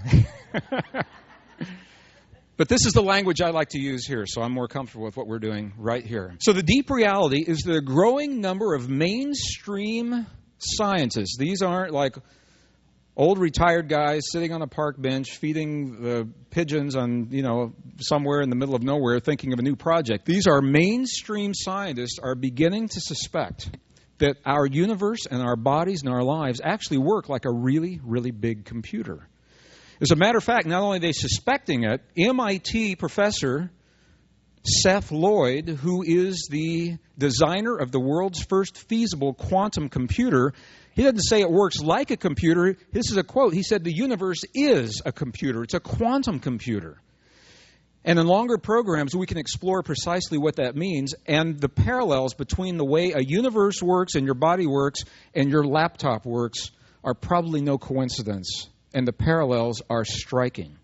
They are astounding. But the bottom line for all this, you all know enough about computers to know that an electronic computer uses numbers to get things done, right? When you type an email, ABCDEFG, hello Greg with 2 Gs, you know that those letters are being converted into ones and zeros that go across the line somehow and get translated to someone else. That's electronic computer is programmed by numbers. Our consciousness computer is programmed as well, but it's programmed by belief. It's not the ones and zeros of numbers. It's the energetic patterns of what you and I create within our hearts. Does that make sense? Are you okay with that? In longer programs, we can go into a lot more detail. And if you're interested in the technical details, they're there. And when I share them with young people, what I used to say is it's very cool. But I've learned quickly that cool is no longer the word that young people use. You probably know more about that than I do. Well, it is sweet, and now they've graduated to another word that I don't even want to use on the stage. So I just either hang out with sweet or cool. One of those two words is what I'm going to use. I think it's very cool.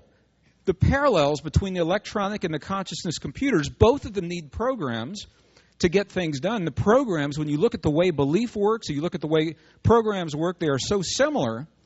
Belief literally is a code based on a language that you and I were born speaking in our hearts. Now, I think intuitively we all suspect that. We sense it. And we've heard it for a long time, the language of the heart. But it's always been used more in a poetic sense.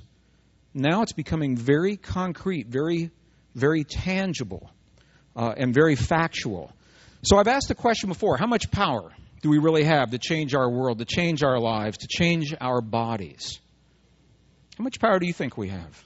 I know because you're in a workshop here, you're all going to say we have a lot of power, but how much power do you really believe?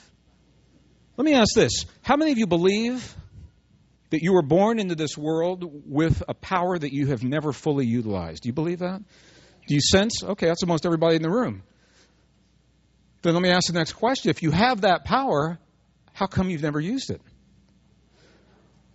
We don't know how, or we are so conditioned, even people that have spent their lives in monasteries halfway around the world where this understanding is supported day in and day out, they say our conditioning is so deep that we are powerless beings subconsciously that even they, when they're trained, have to break through the disbelief to access that inner power, to access what it's all about.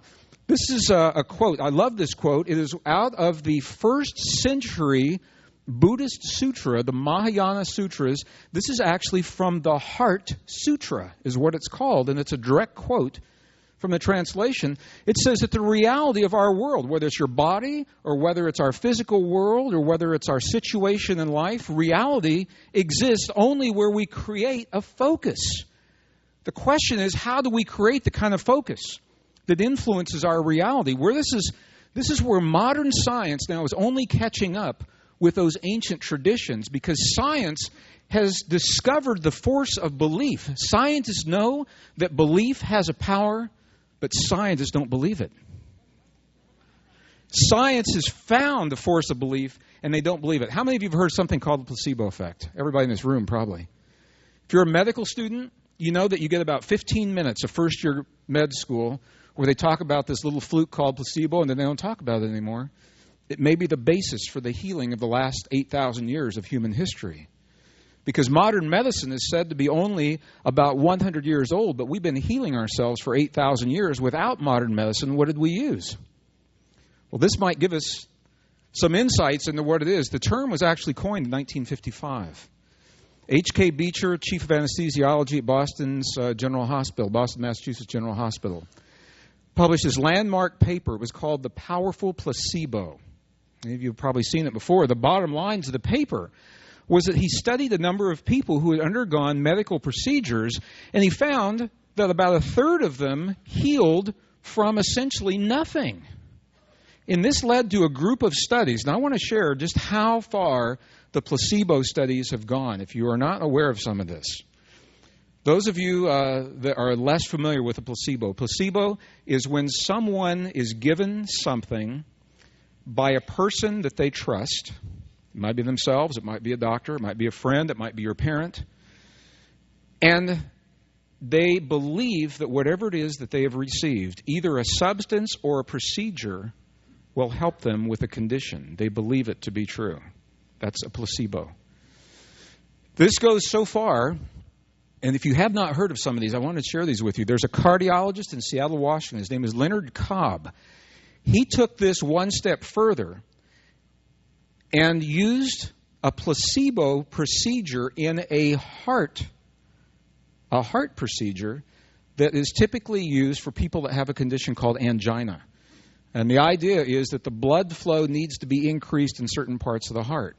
what they typically do is they will go in surgically into the heart. They'll tie off a couple of arteries in one place to force the blood somewhere else. And it's got about a 90% success rate. So when someone hears that they are going to get this procedure and they know it's got a 90% success rate, they say, oh, I'm probably going to be okay in about 3 hours. So here's what he did. I wouldn't want to be the patients. Here's what he did. He took the patients, he anesthetized them, he took them into surgery, he opened them up as if he were going to do a surgical procedure. But what did he do?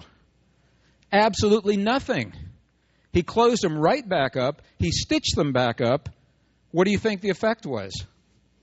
The placebo surgery had exactly the same success rate of 90% as if the procedure had already been done, when in reality nothing was done, and the only thing that changed was the people believed that something had been done. This has had such an impact on the medical community, they now have stopped the original procedure altogether. It's called internal mammary ligation. It's abandoned. Talk about this in the new book, The Spontaneous Healing of Belief. But it goes even further than this. How many of you heard of the nocebo effect? It's the opposite of placebo. Placebo is where you believe something can help you. Nocebo is where you have good reason to believe something will harm you. This is a very famous study. It's ongoing today. It's the very famous Framingham Heart Study. Began in 1948. What they did, 1948, they took 5,209 men, women, between the ages of 30 and 62. They have been evaluated every 2 years for cardiac risk factors. Now they're taking the children of the original people and the grandchildren of the children. So the study goes on across generations. Every 2 years. The bottom line, I know you're all bottom line people in here, right? We don't want to spend any time doing anything. We just want the bottom line, right? Because this is the deluxe bottom line 90-minute Chicago Celebrate Your Life program. That's why. Okay, so the bottom line. I got up at 3 o'clock this morning and wrote bottom line on there. Just for this moment. So I want you to enjoy it. Enjoy my bottom line moment. Okay. Bottom line is this. The women in the study who believed that they were prone to the heart disease, even though they may not be, were nearly 4 times as likely to die from the conditions they believed that they would have than other women who had exactly the same risk factors but didn't believe that they would be affected. The only thing that was different was how they felt about what was happening. Well, scientists see this. Medical people see this, and they say, well, maybe it's psychosomatic. It's all psychosomatic. Well, it is, but what does that mean? What does psychosomatic really mean? Well, look at this. If you've never seen this study, this is a very rare study. It was only published a couple of years ago. Very, very powerful. Showing that our body believes what we believe to be true on the chemical level in the cells of our brain. Our bodies believe what we believe to be true. This was an unprecedented study of belief. It was done in the Turin Medical School in Turin, Italy. May of 2004. Interesting, it's done in Turin, Italy, right? You know what else is there? The Shroud, the very famous Shroud of Turin. If you don't know about the Shroud, we do an Easter program at ARE, Association for Research and Enlightenment, every year on the East Coast, and you'll see some amazing images of the Shroud, but that's another program. I had to work hard not to put it in here. Okay, here's what they did. Patients were given drugs that mimic the dopamine that naturally occurs in the brain to relieve pain. These were people that were having a lot of body pain. Some of them were, they had MS, for example, in some of the patients in the studies. Others had undergone chemotherapy. A lot of pain. So they were given a drug that would mimic the body's natural dopamine as if it were already there. And when that happens, the pain is relieved. Okay, so they knew that. But here's the catch. The drug has a lifespan of only 60 minutes. The drug only lasts in their body 1 hour, and then it's metabolized away. The pain comes back. The drug is no longer there after that hour. The patients didn't know that. So they were given this drug, and what they came to understand was every time they got the drug, they knew that the pain went away and they were going to feel better. Okay, well, this is a placebo study, so you know what they did. The patients were actually given a placebo that was saline. There was nothing else in there, but they were told it was the stuff that they had had before.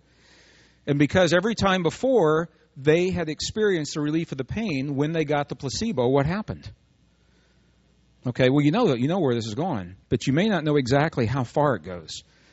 They believed they were being given the same drug. In reality, they were given a simple saline solution, a placebo. Now, here's what made this study different. In the University Medical School in Turin, Italy, they had equipment to do brain scans. And they scanned the brain of the people after they received the placebo. And in fact, they were given nothing. But after they were given nothing, they scanned their brains, and their brain cells responded as if the dopamine was actually in their bodies. Their cells believed what they believed in their heart. This is a quote. They say it's the first time we've seen the placebo effect at the single neuron level in the human body. And that tells us you can call it psychosomatic, you can call it psychological, you can call it whatever you want. The key is, and the bottom line, this is a bottom line crowd, is that when we truly believe, not when we just think it, not when we suspect, not when we hope, not when we wish, not when we're praying, for when we truly embrace the certainty that something is so, our bodies will respond internally. And now the physics is showing us that the effect extends beyond our bodies into the world around us. When we have a feeling in our heart, we affect the world inside of our bodies as well as the world beyond our bodies. Yesterday we began a series of belief codes. They're pulled from the various books that are out there on that book table. This is belief code 11 from the Spontaneous Healing of Belief that summarizes what we've just done here. It says, what we believe to be true in life may be more powerful than what others accept as the truth. If a doctor looks at you and says, you don't look so good to me, you may not have much longer in this world, which a doctor just said to a friend of mine recently. I think a doctor should never say that. That's a doctor's opinion, but there are a lot of factors that they are not accounting for. Here's where the danger is. If the person that hears that trusts and respects the doctor, what kind of an effect do you think it has on them? Or if a doctor says, now think about this. What if a doctor says, I've never seen a condition like yours before. That's always what you like to hear, right? But I saw some new studies, and I think there's a new drug that might help. I really don't think it's going to help much, you, in your situation, but let's give it a shot. That doubt that has been introduced in the studies has shown beyond a shadow of a doubt to actually have a detrimental effect on the patient's ability to receive the benefit of what they're giving. And the truth is, it may not have much to do with the drug at all. It may have a lot to do with their belief, their trust that something has been... You all have heard this. How many of you found this to be true? You or your kids, you start to get sick.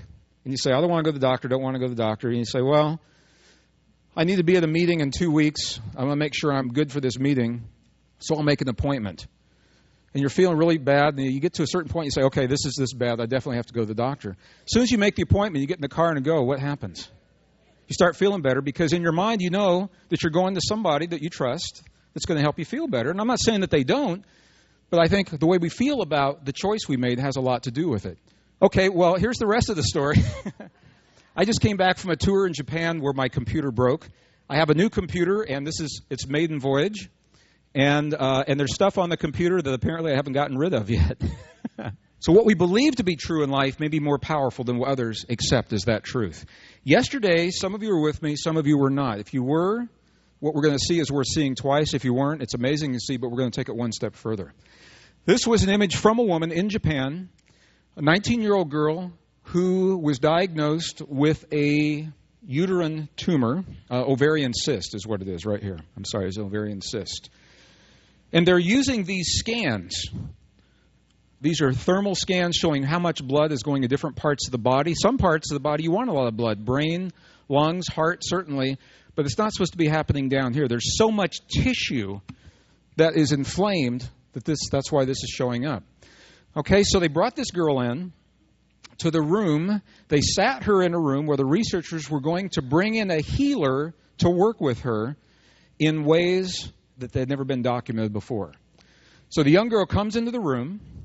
She is sitting on one side of a barrier On the other side of the barrier is the healer. There's no communication. They've never met. No information is exchanged. The healer has no idea what's happening.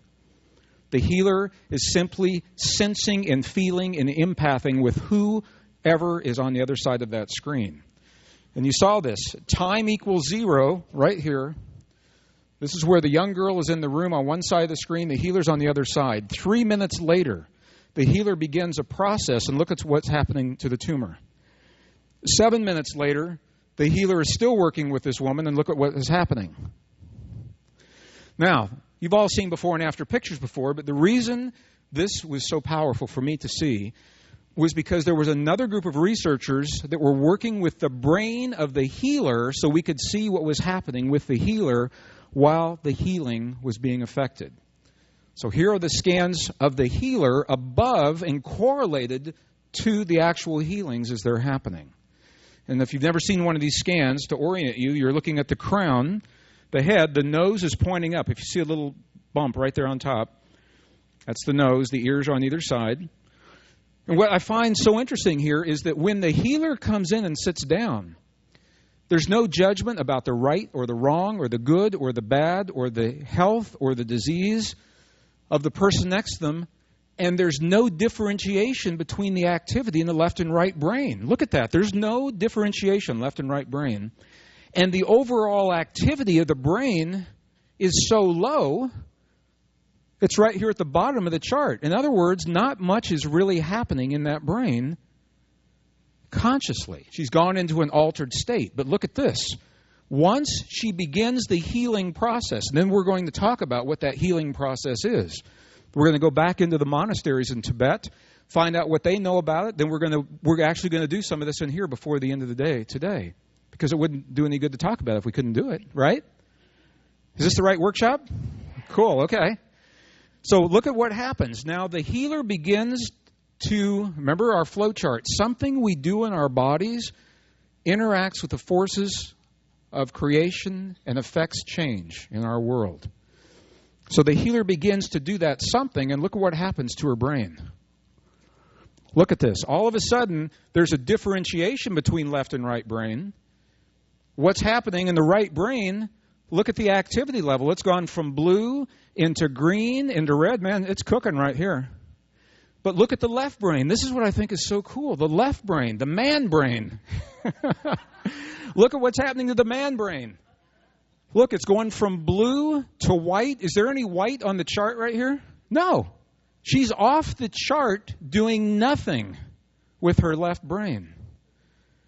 This is not a thinking experience. It is an intuitive right brain experience that's created by feeling. Feeling is the only way to create this. Okay, and then this correlates with where this tumor is disappearing. Now, when the tumor is gone, look at what has happened. There's almost nothing. I mean, there's so little happening here on the left brain. The right brain is doing all of this. It's a right brain, heart-based feeling process. When I began to see things like this, my question was how? How do you create those kinds of effects? What is it that we do inside of our bodies that shifts the focus from what's happening in our left and right hemispheres into our heart? Now, I've worked with scientists who will disagree with what I'm about to say to you.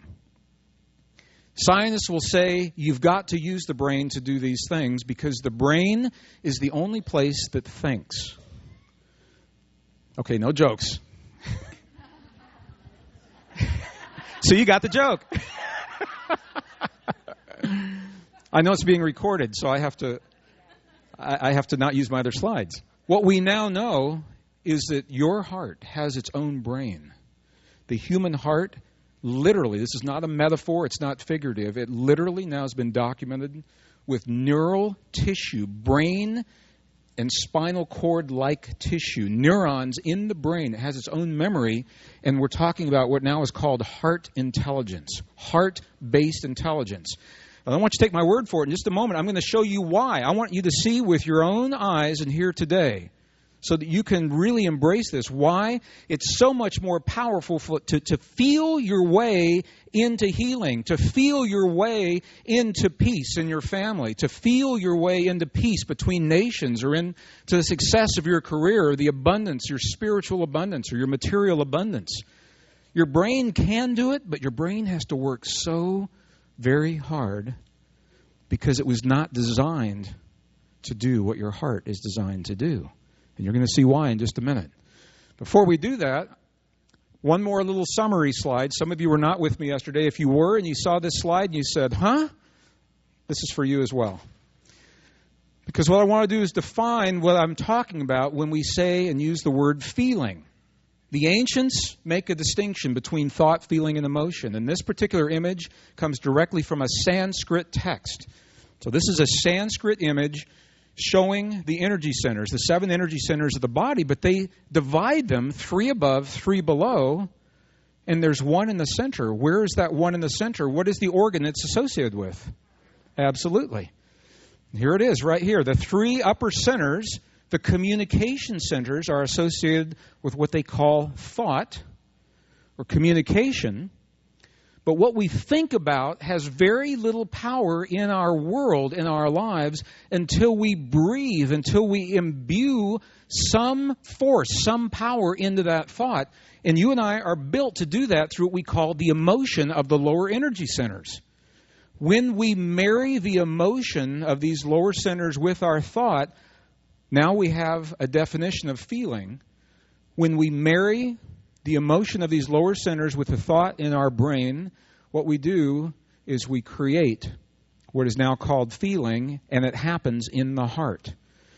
And the ancients said to us, they're very clear, that we're capable of only 2 primary emotions, love and whatever you think the opposite of love is. For most people, it's love and fear. Put your own words in there. If that doesn't work for you. The bottom line is this. When we have a thought in our mind, I shared a story yesterday, my engineer friend, John, he had affirmations all over his house, all over his car, all over his cubicle, little Post-it notes, millions of them, well, hundreds of them, that he said millions of times a day, that all said exactly the same thing. My perfect mate is manifesting for me now. My perfect mate is manifesting for me now. And I asked him, does it work? He says, I say them a million times a day. I said, does it work? He said, no. And I said, why? And his answer to that is the key to what's happening here. He said, no, it doesn't work. I said, why do you think it is? He goes, look at me. Who would ever want to be with somebody like me? I'm an engineer. And he did. He said he wears the same, and I'll vouch for this, he wore the same clothes to work 3 out of the 5 days out of every week. And his life was all about work. But that's the key. His thought was, my perfect mate is manifesting for me now. In his emotion, he even didn't think that he was a good partner. So when he created his feeling, how could he possibly draw a partner into his life? Because the thought was, my perfect mate is manifesting for me now, but the emotion was the fear that he wasn't worthy of a partner. And this is where the technology comes in. You could have the same thought, pump in a different emotion, create a different feeling, and create different effects. That's technology. If he had the thought, my perfect mate is manifesting for me now, and the love of what his life would be like in the presence of that partner, can you see how that would be a whole different effect, a different feeling? And it would probably create different experiences in his life. So if you weren't with us yesterday, that's a little bit of what we did. If you were, we talked about it a little bit differently. But this is the key right here. It all happens in our heart. Feeling and belief. Belief is a certain kind of feeling. In longer programs, we talk more about precisely how that works. Feeling and belief are very closely related, very closely associated. So when I talk about beliefs and the placebo effects, or I talk about feelings and the monasteries that we're going to, we're talking about a heart-based experience. Can you see why that is? Are you okay with that? Make sense? Does it? Okay, good. So, the question, how do you know if you're having a thought or if you're having a feeling? You ever wonder that? Mom and I have this conversation all the time. Can we bring our lights down to the second setting? Can we do we worked for your viewing pleasure, the romantic theatrical light setting here. Isn't that a great setting? Ooh, don't you feel different now? I'm going to have to talk differently. How do you know if you're having a thought or a feeling? This is one of the places it's really difficult. It's a very subjective experience. It's hard to talk about. A lot of speakers simply won't go there because it is hard to talk about. But I wanted, in our 90 minutes today, I wanted to work with this a little bit just to give you a sense of the difference between a thought and a feeling. Are you okay if we do this a little bit? How many of you wonder, do you ever have a question about the difference between a thought and or a feeling and an emotion? How do you know? Well, you know the definition. I've given them to you, but what does that mean in terms of an experience? And I think experience is the only way to really maybe differentiate between the two. So when we talk about a thought, for example, if you look at something, I'm going to come out here so I can see what you're seeing, so I'm not so close to the screen. Just for a minute. Can I come back here? Can I do this on the mic? I guess I can. Seem to be working. Okay. All right, now, I'm where you are. When you see that, what you see is a white circle against a black background. Not too exciting. You're registering that fact. That's a thought. You're saying, okay, big deal. White circle, black background. Don't have much feeling about that, probably. Am I right about that? When we begin to add color and depth and dimensionality, some people respond to that feeling. Some may not. I don't want to suggest one way or another. But if you start to give your circle some color, you say, well, you know, it's looking a little more interesting. It's got that violet, or if it has some depth. And people seem to respond a lot to really bright colors. You begin to see things like this. But for pretty much, this is a geometric form. You're probably not having a lot of feeling about that. Am I right? Okay. However, nature, using the same colors, often gives us a lot of feeling, and we respond well to nature, to sunsets, for example. If this were a really bright projector, that would be a really brilliant sunset. We begin to respond to those things. People's lives, people's experiences, and especially when they are in deep devotional experiences, seem to give us a lot of feeling. Nature, like the ruggedness, the sheer ruggedness of a Tibetan glacier, that's a feeling-based experience. But we begin to see things like people. Now, when you see that, do you have a feeling about that man? This is a man that we met actually in Nepal. He's a pilgrim. He had just walked 8 months across the Tibetan plateau down into Nepal to be at the holy site where we had just pulled up in a bus. Feeling a little guilty, we got there in 3 minutes from the hotel, and he'd walked eight months across the ice of the plateau to be there. But when we talk about people, it seems like the closer we get to them, the more we begin having the feeling. And we see the devotion in their eyes. Do you have any kind of feeling when you're looking at him? The mark in the middle of his forehead is a callus, because the way he got to this site for 8 months was not by walking, but by doing full body prostrations like this. See, that's the mark right there. That is actually a callus from doing these. And that creates a feeling. Can you feel the difference? It's more than just a thought. Did you see where you shifted? Something happened right there. You identify, you empath in some way. But every one of you is having a different experience, so it's hard to talk about it. You just know it's more than a white circle on a black background. You're empathing with his experience, with his thought, with what it took for him to get where he is. We saw a lot of these kinds of people on our last trip. There are holy men, sometimes holy women, called sadhus. Sadhus have renounced all their worldly possessions. They seem to hold their hands up like this a lot. Every time you see them, they're always doing this. They look like pretty intense people, right? Maybe not a lot of fun to hang out with.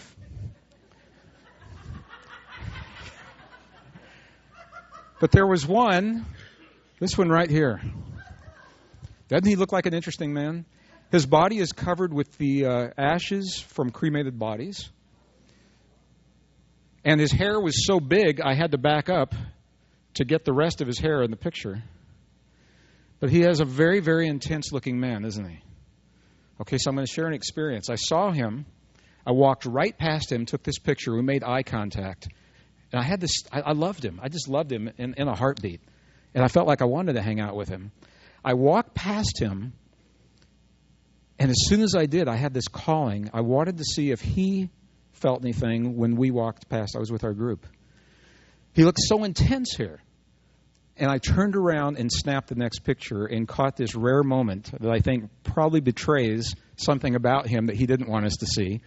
Because look how intense he is here, and look at this next image.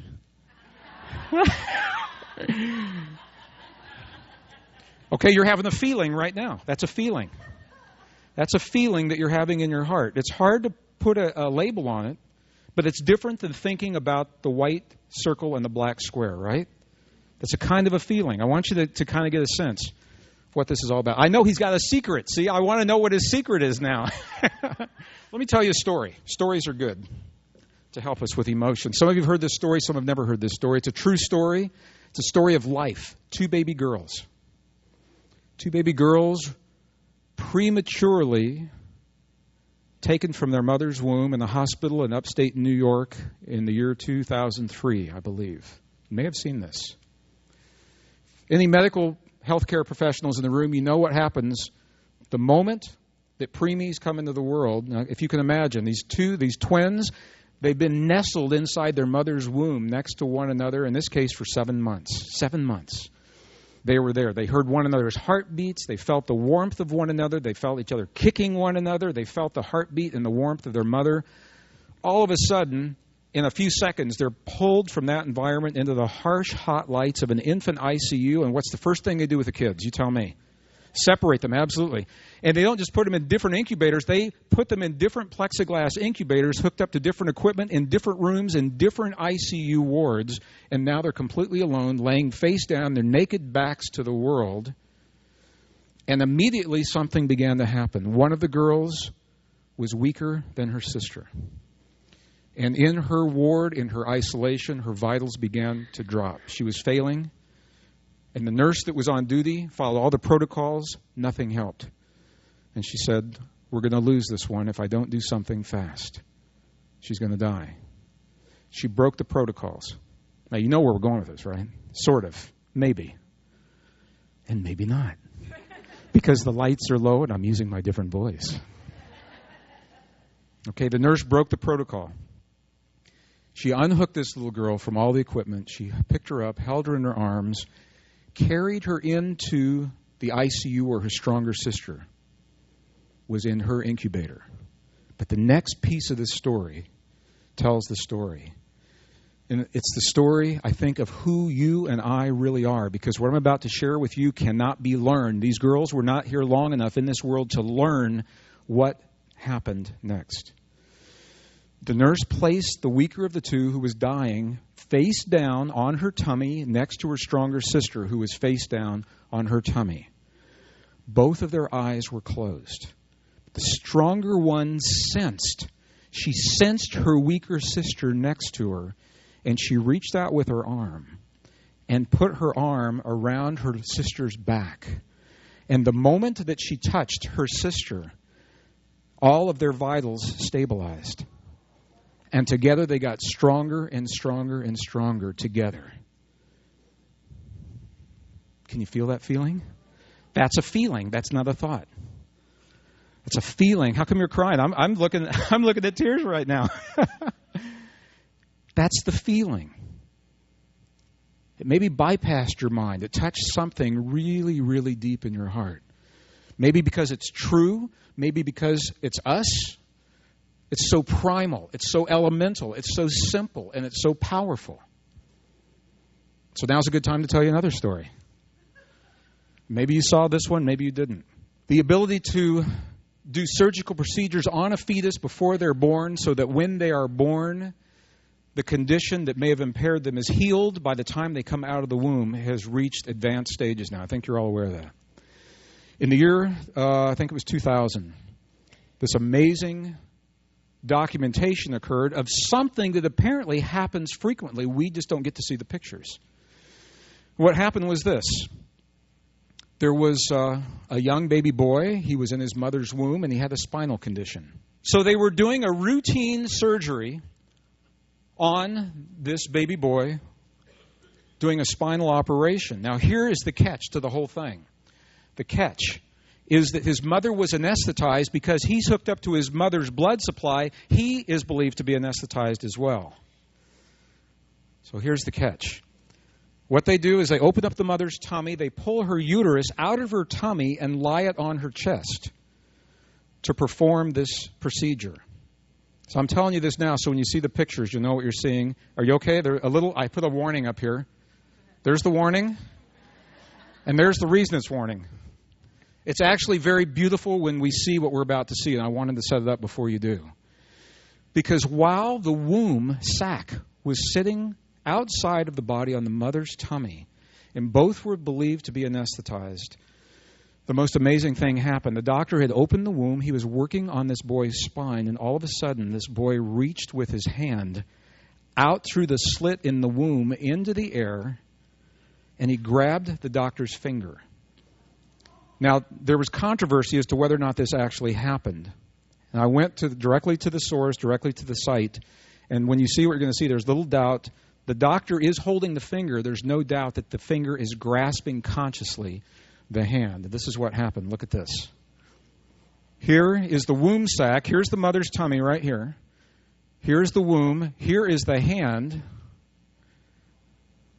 If there's any doubt about what you're seeing here, this hand is firmly wrapped around that finger. And when the doctor tried to pull away, the grasp didn't give up. And he shook this little baby's hand, and then he put his hand back into the womb, closed it up, and he was born healthy and happy a few weeks later. And this little boy now has a picture of his hand before he was born that very few people get to see. Isn't that a powerful story? It's a powerful story of life. Okay, so those are stories. They elicit a feeling. Do you have a feeling in your body? That's very different than looking at geometric circles and squares or even beautiful mountains and sunsets. The stories about life itself. This helps us to understand the difference between thought and feeling. Because it's different for every one of you, you now have to identify that difference for yourself. What is it that feels different about these stories than looking at a white circle on a black background? That's the language. That is the language that you were born with that speaks to the stuff our world is made of. Okay? So you okay with that? What is it that makes that feeling so powerful? Why is that feeling, why does it have any effect beyond your body? Yeah, you say, okay, I'm feeling that, and I can see where it might trigger some brain chemistry in my body, but how could it affect this plant next to me? Or how could it affect the healing of a person on the other side of a barrier that I can't even see? This is what I want you to see about that. This image is what scientists now believe the atoms of our world look like. This is what is called a quantum atom. It looks different than the atoms that look like little solar systems. There's no nucleus. There's nothing orbiting around anything else. There is a pulsation of patterns and zones of energy. The bottom line, in longer programs, we could talk more about this, but the bottom line to this is that the energy being created here is electrical energy and magnetic energy. You've all heard that before. We live in a world of electrical magnetic energy. This stage, my body, your chair, your bodies, the atoms of the world, we are made of denser and less dense electrical and magnetic energy. That's no surprise, right? Okay? So, it's the stuff that makes the world what it is today. This is so important, I put that word right up there. This is going to sound really obvious, but I want you to think about this. If you want to change an atom, you've got to change the energy of that atom, right? You've got to change the energy. Okay, the key is that if you change either the electrical field or the magnetic field of the atom, you'll change the atom. If you change the electrical field of the atoms in a human body, you'll change the way that body is working. Or if you change the magnetic field of the atoms in the human body, you'll change the way that body is working. Okay, I'm going to ask you a question, but don't answer because I worked hard to give you 3 clues, and I want you to see all 3 clues before you answer. So, question, don't answer. What organ in your body creates the strongest electrical field and the strongest magnetic field? Okay, but don't answer because I have a clue. Here's the first clue. What organ creates the strongest? But don't answer. What organ creates the strongest electrical pattern and the strongest magnetic patterns? Don't answer. And if you're just waking up and you're saying, what is he doing? What organ in your body is designed, the one organ that's designed to create the strongest magnetic field and electrical field in the human body? Last clue. It's your heart. That's what it does. The pumping of the blood may be the least of what your heart does. May be the least. Look at this. These are brand new studies. These are less than, I think they're only about 2 years old. Look at what the studies are telling us.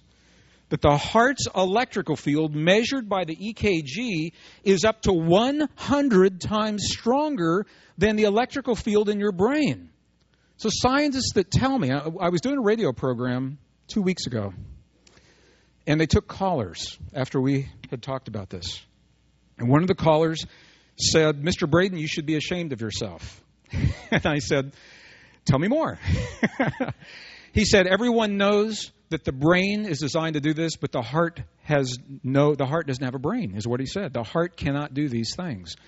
And I said, well, bless his heart. He simply was not aware of the new studies. And I shared this with him. I said, please. I said, I appreciate the intensity of your emotion in the moment. And please go out, look at the website, take a look at the research papers. Can we create change in our world with our brain? Yeah, you can. Remember back in the old days, back in the 60s, we had black and white TVs. I've still got mine, actually, but I'm going to tell you, the world looks a lot better sometimes through black and white. But remember when we used to see things like Uri Geller back in the 60s bending spoons, and he'd make it look really hard because the idea was it's got to be hard, remember? So they'd scrunch up Uri or people like that. And he's a good man, and he brought a lot of visibility to the fact that we can change physical reality without touching physical reality. And so I honor him for that. And he made it look difficult. So he'd scrunch up his face, and he'd make it, like I'm going to bend this spoon. And if I had a colored TV, I would see like big veins popping up and his face would get really red. But it's not like that. You can do this with your brain, but look at this. Your brain is relatively weak compared to your heart electrically. Your heart is 100 times stronger electrically than your brain. Look at this. The human heart is about 5,000 times stronger magnetically than the human brain. So if your heart is 5,000 times stronger magnetically, 100 times stronger magnetically, and a change in electrical and magnetic fields changes our world and heals our bodies, doesn't it make sense to use our heart? Makes tremendous sense to me. Feelings and beliefs produce patterns of energy inside of our bodies and our hearts, but those patterns extend beyond our bodies into the world around us. And that is why the feelings that we have are so powerful. And the irony is, the very texts that tell you and me the power of human feeling and human emotion, those are the texts that were edited by the early Christian church in the 4th century, and the words that tell us these things were taken away. And we know that because we're finding them now in some of the most remote repositories of knowledge in the world today, the monasteries of the world. When we have those feelings, it changes our bodies, it changes the atoms of our world, and it does so because of our heart-brain communication. When our heart, every moment of the day, our heart's speaking to our brain is speaking back to our heart and flooding our body with chemistry. Our heart is sending a signal, and the quality of that signal is called the level of coherence. So when the signal is really good, we say we have high coherence between our heart and our brain. I was trained as a scientist. When I began to understand that, my question was this. I said, how do you create that heart-brain coherence? And that was what led me into some of the most beautiful and remote and pristine places remaining on the earth today. It was at this monastery in 2005, 1998 was the first time I was here, where I had the opportunity to meet this man. Now, some of you saw him yesterday. Remember I said this was the new, younger abbot in his 80s that replaced the old abbot who had died. And so yesterday you saw the conversation I had with this man. What I want you to see now, this is the older abbot that died, who I had met years earlier. And it was this abbot in this particular monastery that answered the question so clearly when I asked the same question I ask every time I had every opportunity, every monk, every nun. I said, when we see your prayers on the outside, what are you doing inside your body? When we see you elicit a miracle, when we see you heal somebody in the room over there from sitting over here, how'd you do that? What are you doing inside your body? I said, when we see your prayers on the outside, what are you doing on the inside? And this is the man that said, you've never seen our prayers. He said, because a prayer cannot be seen. He said, you're not seeing our prayers. He said, what you see are the things that we do to create the feeling in our bodies. He said, the feeling is the prayer. The feeling is the prayer. The feeling is what gets things done. The feeling is where the miracles come from. Then he turned the question on me and he said, how do you do this in your culture? And that was when I began to realize in our culture, we lost the very texts that hold the words that tell us that feeling is the prayer. We know that because they've been recovered in the Coptic, in the Gnostic text, in the Dead Sea Scrolls, the Nag Hammadi Library. Other programs, we talk more about that. But that's what we learned from this man. It was in this monastery we went down and met with these beautiful monks. And it was here that we befriended one young monk, this little one right here. Some of you have seen this before, some never have. So I got up at 3:15 in the morning to put these pictures back in. So I wanted you to see these. And this was a little monk. I said, do you have a secret library in this monastery that tells us how to create those feelings? And he said, yes. I said, can we see it? And he said, no, it's not possible. And I said, please. There's a longer story, but I'm just giving you the bottom line. I said, please. He said, okay, but I have to get the keys. Now, if you've ever been to Tibet, you know that time means absolutely nothing in Tibet. He said, wait right here. So this little monk got on a bicycle and he rode 30 miles in one direction to get these keys right here and 30 miles back while we wait right here. It was worthwhile wait because when he came back, he opened the door and he led us down a long hall past these beautiful Buddhas of compassion, past these beautiful prayer wheels that we rotate, and inside are hundreds and hundreds of yards of linen with very sacred prayers all rolled up inside. And the idea is when the wheel turns, the prayer is rotated and it releases the prayer in. As long as it's rotating, the prayer is being shared with the world. We walked past these beautiful prayer wheels into a dark room that looked just like that. I worked really hard to get that dark room. And when the lights came on, this is what we saw. You're looking at the corner of a library. It's 3 stories tall. It's 12 feet wide. It's 1,500 years old. And here are the books that are in this library. Here's my hand with a flashlight right here. And these are the Tibetan books that hold the wisdom of the things that we lost in our most cherished spiritual traditions 1,700 years ago.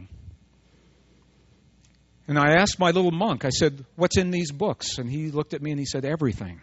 And I said, what do you mean everything? And he said, we have a record of every spiritual tradition that's ever come through this monastery. And I said, if you could bring it all together, what's it telling us? And it's telling us what you and I already know. He said, they all talk about a field of energy that connects everything. And they're talking about our ability to communicate with that field through our hearts. That's what these people have been doing over there all this time. It's leading to a new science, a new spirituality based in belief. Some scientists like this. Some are having a lot of problems with it. Entire careers are changing. Textbooks are changing. And the reason is because it's all based on what we saw about 1 hour ago in this Buddhist sutra, that our reality exists only where we create a focus. Our own scientists now are finding this beginning in 1909. It's called the observer effect. That where we focus our attention and the quality of our attention, what we're doing while we're looking into the world, the expectations, the feelings, the beliefs about that something are affecting our physical world. And again, longer programs, we talk more about all these. But this is the bridge between the old and the new, between science and spirituality, and the instructions for how we do these things are very precise. So what I'd like to do, I know I'm moving quickly. I want to get into one more monastery so we can have some direct experience in this room. We're not going too quickly, though, are we? because this is the deluxe bottom line fast forward seminar. So how do we do this? We've already talked about it. We talked about it yesterday. We talked about it a little bit here today. When we create a feeling in our heart, that feeling becomes the blueprint for what you want to happen in your world. Just think of it that way. So if you want perfect relationship, you want healing in the body, you want financial abundance, you want spiritual abundance, if you want to feel nurtured in your world, you want to feel loved in your life, you've got to feel as if those things are already present so that they can be mirrored back to you. When you have a feeling in your heart, you're creating the template in the fields that your heart creates so that the physical world can congeal around that field. Does that make sense? You okay with that? How do we do that? Feel as if the outcome already exists. This is precisely what our biblical this is the Gospel of Thomas, the lost Gospel of Thomas right here. The bottom line to the Gospel of Thomas in these particular phrases is feeling as if your prayer is already answered, your body's already healed, your perfect relationship is already here, your abundance is present. As if and give gratitude and appreciation and thanks for the things that are already there. And that is how we bring them into life. I'm going to go to a different monastery just for a minute. This looks like a very primitive monastery on the outside. This is in the Egyptian mountains, across the Suez Canal and the Sinai Peninsula, at the base of Mount Sinai. Coptic monks, they've been here, Coptic Christian, they've been here 1,500 years. They bake their bread in the sun, they pump their water once in the morning. All the light is from olive oil that they use in this monastery. It looks really primitive on the outside, doesn't it? So I was not prepared for what I saw. We went into the main cathedral for the very first time. Look at what's inside this monastery. Can you believe that? And then I began to think about this place, and I realized it's been there 1,500 years, uninterrupted. They've had 1,500 years to decorate in this place. They could put anything in there if they want. It was in this monastery that is said to be second only to the Vatican in Rome in terms of Christian and pre-Christian texts. And it's here that we began to find this library, and it's this library that holds many of the images, and some of you were asking me about these earlier. These are called illuminated manuscripts. This particular one is in the little book, Lost Mode of Prayer. I signed a couple of those earlier today. I promised you that you would see this. It's in these texts that we find some of the oldest versions of the Bible, some of them made just 300 years after the time of Jesus. And we find in the original texts, we find the words that were lost that tell us how to create these experiences in our lives. How many of you have heard, ask and you shall receive? Ask and you shall receive that your joy may be full. The words that tell you how to do the asking were lost. But if we go back into the original Aramaic, we can find those words. You want to take a minute and do that? Just quickly. I want you to see those, and we're going to do something here in the room. If we go back into the original Aramaic, it literally says, and this is a translation from Neil Douglas Clotes in his book Prayers of the Cosmos, ask without hidden motive and be surrounded by your answer. Be enveloped by what you desire, that your gladness be full. If you are being, what's happening in your body? If you're being enveloped by what you desire, if you're desiring nurturing and love from your family, and you are enveloped by that, what's happening in your body? You're having a feeling, right? This is what he's saying in a 2,000-year-old text right here. Be surrounded. If you are being, it's not that you're doing something, you are embodying this experience. Be surrounded. Feel as if your answer is there. Feel as if what you desire is already present in your life. He's saying exactly the same thing. If that looks too religious for you, there is another very powerful scholar, Neville. How many of you studied Neville back in the early, I think he died in 1974. An amazing, brilliant, beautiful, powerful, eloquent scholar from the Indies. If you've never read his book, The Power of Awareness, I'll invite you to do it. Each chapter is a page, and you'll think about it for a week. It's one of those kinds of books. Look at what Neville says. Neville says exactly the same thing. He says, you must make your future dream a present fact by assuming the feeling of your wish fulfilled. Assuming the feeling as if it's already happened. And he said exactly the same thing as those old texts. Does it make sense? You okay with where we are right now? Gratitude and appreciation is the way that we create those feelings in our bodies. Modern scientists have found that in the English language, the words gratitude and appreciation best approximate the feeling that we need to have to create coherence between our heart and our brain. But you already know that because your mom already told you when you go to bed every night to give thanks for the things that have come to you, the blessings every day. It's that gratitude and that appreciation that heals your body. It heals your body and gives you these experiences. When we create gratitude and appreciation in our heart, we are literally creating a coherence between our heart and our brain. Gratitude and appreciation are a way to do that. Okay, I'm going to catch you off guard. I need a volunteer. Don't think about it. Volunteer, you. There's steps right over here. Now, have I ever met you before? Have we had this conversation before? No. Did you know I was going to ask you to volunteer? And I didn't ask me if I knew I was going to choose you. Did you know you're going to choose me? No, I didn't know. Okay. Can we bring our lights back to where they were? If I could ask you to sit here, please. And what is your name? Tammy. Thank you for being here. And thank you for, this is our beautiful audience. Aren't they nice people? Audience, this is Tammy. Tammy doesn't know what she volunteered for, but she may have an idea if she's ever seen the program before. There is an organization that I've worked with since 1991, the Institute of Heart Math. If you're not familiar with Heart Math, I'm going to invite you to go to my website. You'll hear a lot of information about Heart Math on the website. The bottom line to what we're going to do, I'm going to share this with you, and we're going to do some things here. I'm going to hook you up to a little device and some software so we can see the changes in your body in response to what we're all doing in the room based on everything we've done yesterday and today.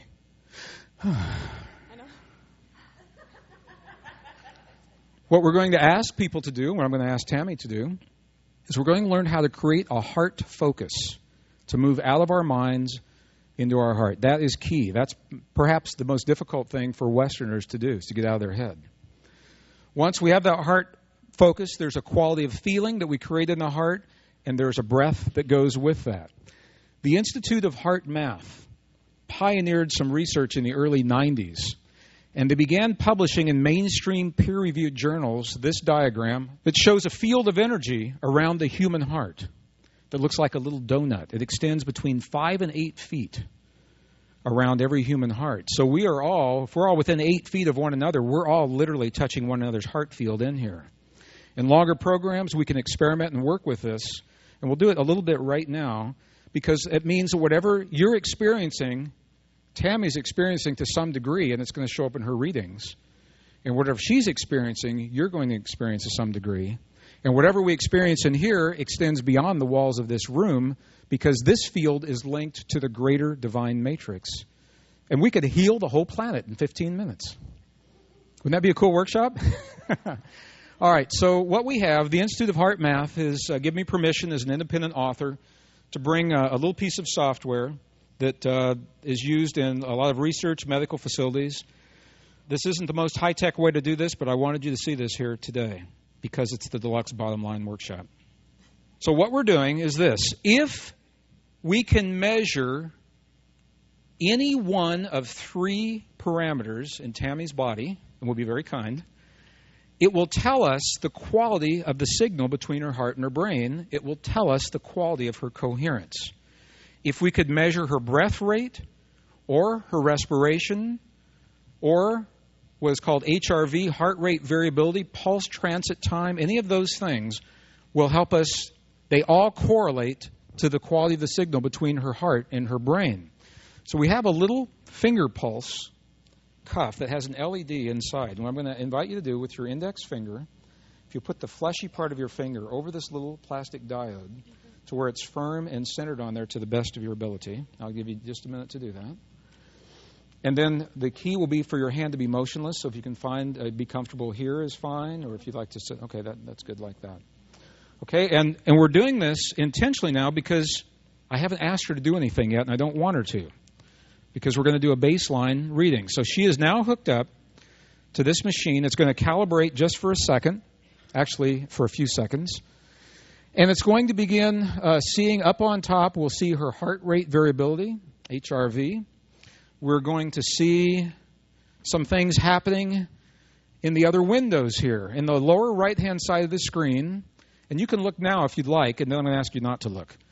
The lower right-hand side of the screen is we're seeing what are called coherence ratios. High, medium, and low. It takes a minute to correlate. High, medium, and low. Okay, the low coherence is going to be red. The medium is going to be blue. The high is going to be green. And most people, when you walk up onto a stage, you say everybody has low coherence. If you were to me, I've got low coherence right now because we're not in our hearts. So it's very common to see 100% low coherence. It's not a test. It's not a contest. That's where things are right now. What I'm going to ask you to do, and I know you all were looking at her heart rate. If my heart rate were up there, it's about between 118 and 128 right now because I'm working hard for you all. So it's not unusual to see the heart rate up initially a little bit at first. So we see what's happening right here. Each of these little blocks of time is 30 seconds, so she's now almost a minute and 30 seconds into her reading here. If she does a sudden movement, you'll see a jump and a little red line, and that's what you're seeing happening right there. Okay, so you're doing really good. Now, what I'd like for you to do, and we can all do this together, you can help because you're part of what she's doing here. The way that the ancients taught us to move our awareness from our head into our heart is by simply physically touching your sternum just above your heart. And when you do this, that physical sensation draws your attention from your mind into your heart. If you've ever spent any time in a monastery, what you'll see is they have a constant pressure because they have their hands like this. And they're physically touching their sternum all the time, keeping that constant pressure there. You don't have to do that. I don't want to be a big formal thing. I mean, when you most need to have this technology is when it's least optimum to do that. If you're driving your car down the freeway and somebody just cuts you off at the pass, you don't want to let go of the steering wheel, have your hands like this, and go like this. But you can reach underneath your seatbelt and just simply touch your heart. I do it all the time. Touch your heart. Bring your awareness in your heart. That's number one. Number two is to breathe. And just remember to focus your awareness. We don't have to do it yet. I'm just going through the steps. You'll focus your awareness where you feel that sensation. And you will breathe into your heart. And now here's the key. To the best of your ability, and this is different for everyone, what I'll invite you to do is to feel the feeling of what for you is gratitude and appreciation for something, for anything. Could be anything. Okay, and I'm going to ask you to do those in just a moment. Before we do that, however, I'm going to ask you to close your eyes now, because if you watch the screen, you'll be mesmerized by the technology. So I'm going to ask you not to watch the screen. Are you a mathematic type person? Okay, can you begin with 100 and count backwards by 13? Begin, if you want to do it to yourself or if you want to do it out loud, you can do it either way. Okay, so how are you doing counting backwards by 13? Okay, so you've done well enough. It doesn't make a difference if you were able to do it or not. What is happening right here, you can see this. When I asked her to begin counting backwards by 13, she was right here. Look at what happened. Can you see that? That was a stressful request. You can look if you want to see what happened. Here's what happened. You were right here when I asked you. It was right these last 30 seconds, right up here, and there was the peak right there. And then you got into the zone and you started doing something. The key, it was a stressful request. Okay, so if you'll close your eyes again. Okay, and now because you're so good at that, if you can count backwards from 100 by 23. Okay. Now I'm going to invite you to do it, all of us. If everyone can touch your heart center right now. Close your eyes, because if you leave your eyes open, you'll be mesmerized by that technology. Yeah, well, I'll do this together. I'm going to do it with you. Thank you. Touch your heart center. Move your awareness into your heart. And from that place where you feel the sensation, begin to breathe in and out as if the breath were coming from that place. And it's important to remember to continue deep, full yogic breaths. Push your tummy out a little bit when you inhale. Just push your tummy out a little bit. That draws the air, the breath of life, into the deepest recesses of your lungs. Brings your diaphragm down. And when you exhale, just pull your tummy in gently, just a little bit. And while you're doing that, to the best of your ability, begin to feel for you what you would call gratitude and appreciation. And it's different for different people. For some people, they think of looking into the eyes of their children first thing when they wake up in the morning. And the children are so excited just because they woke up.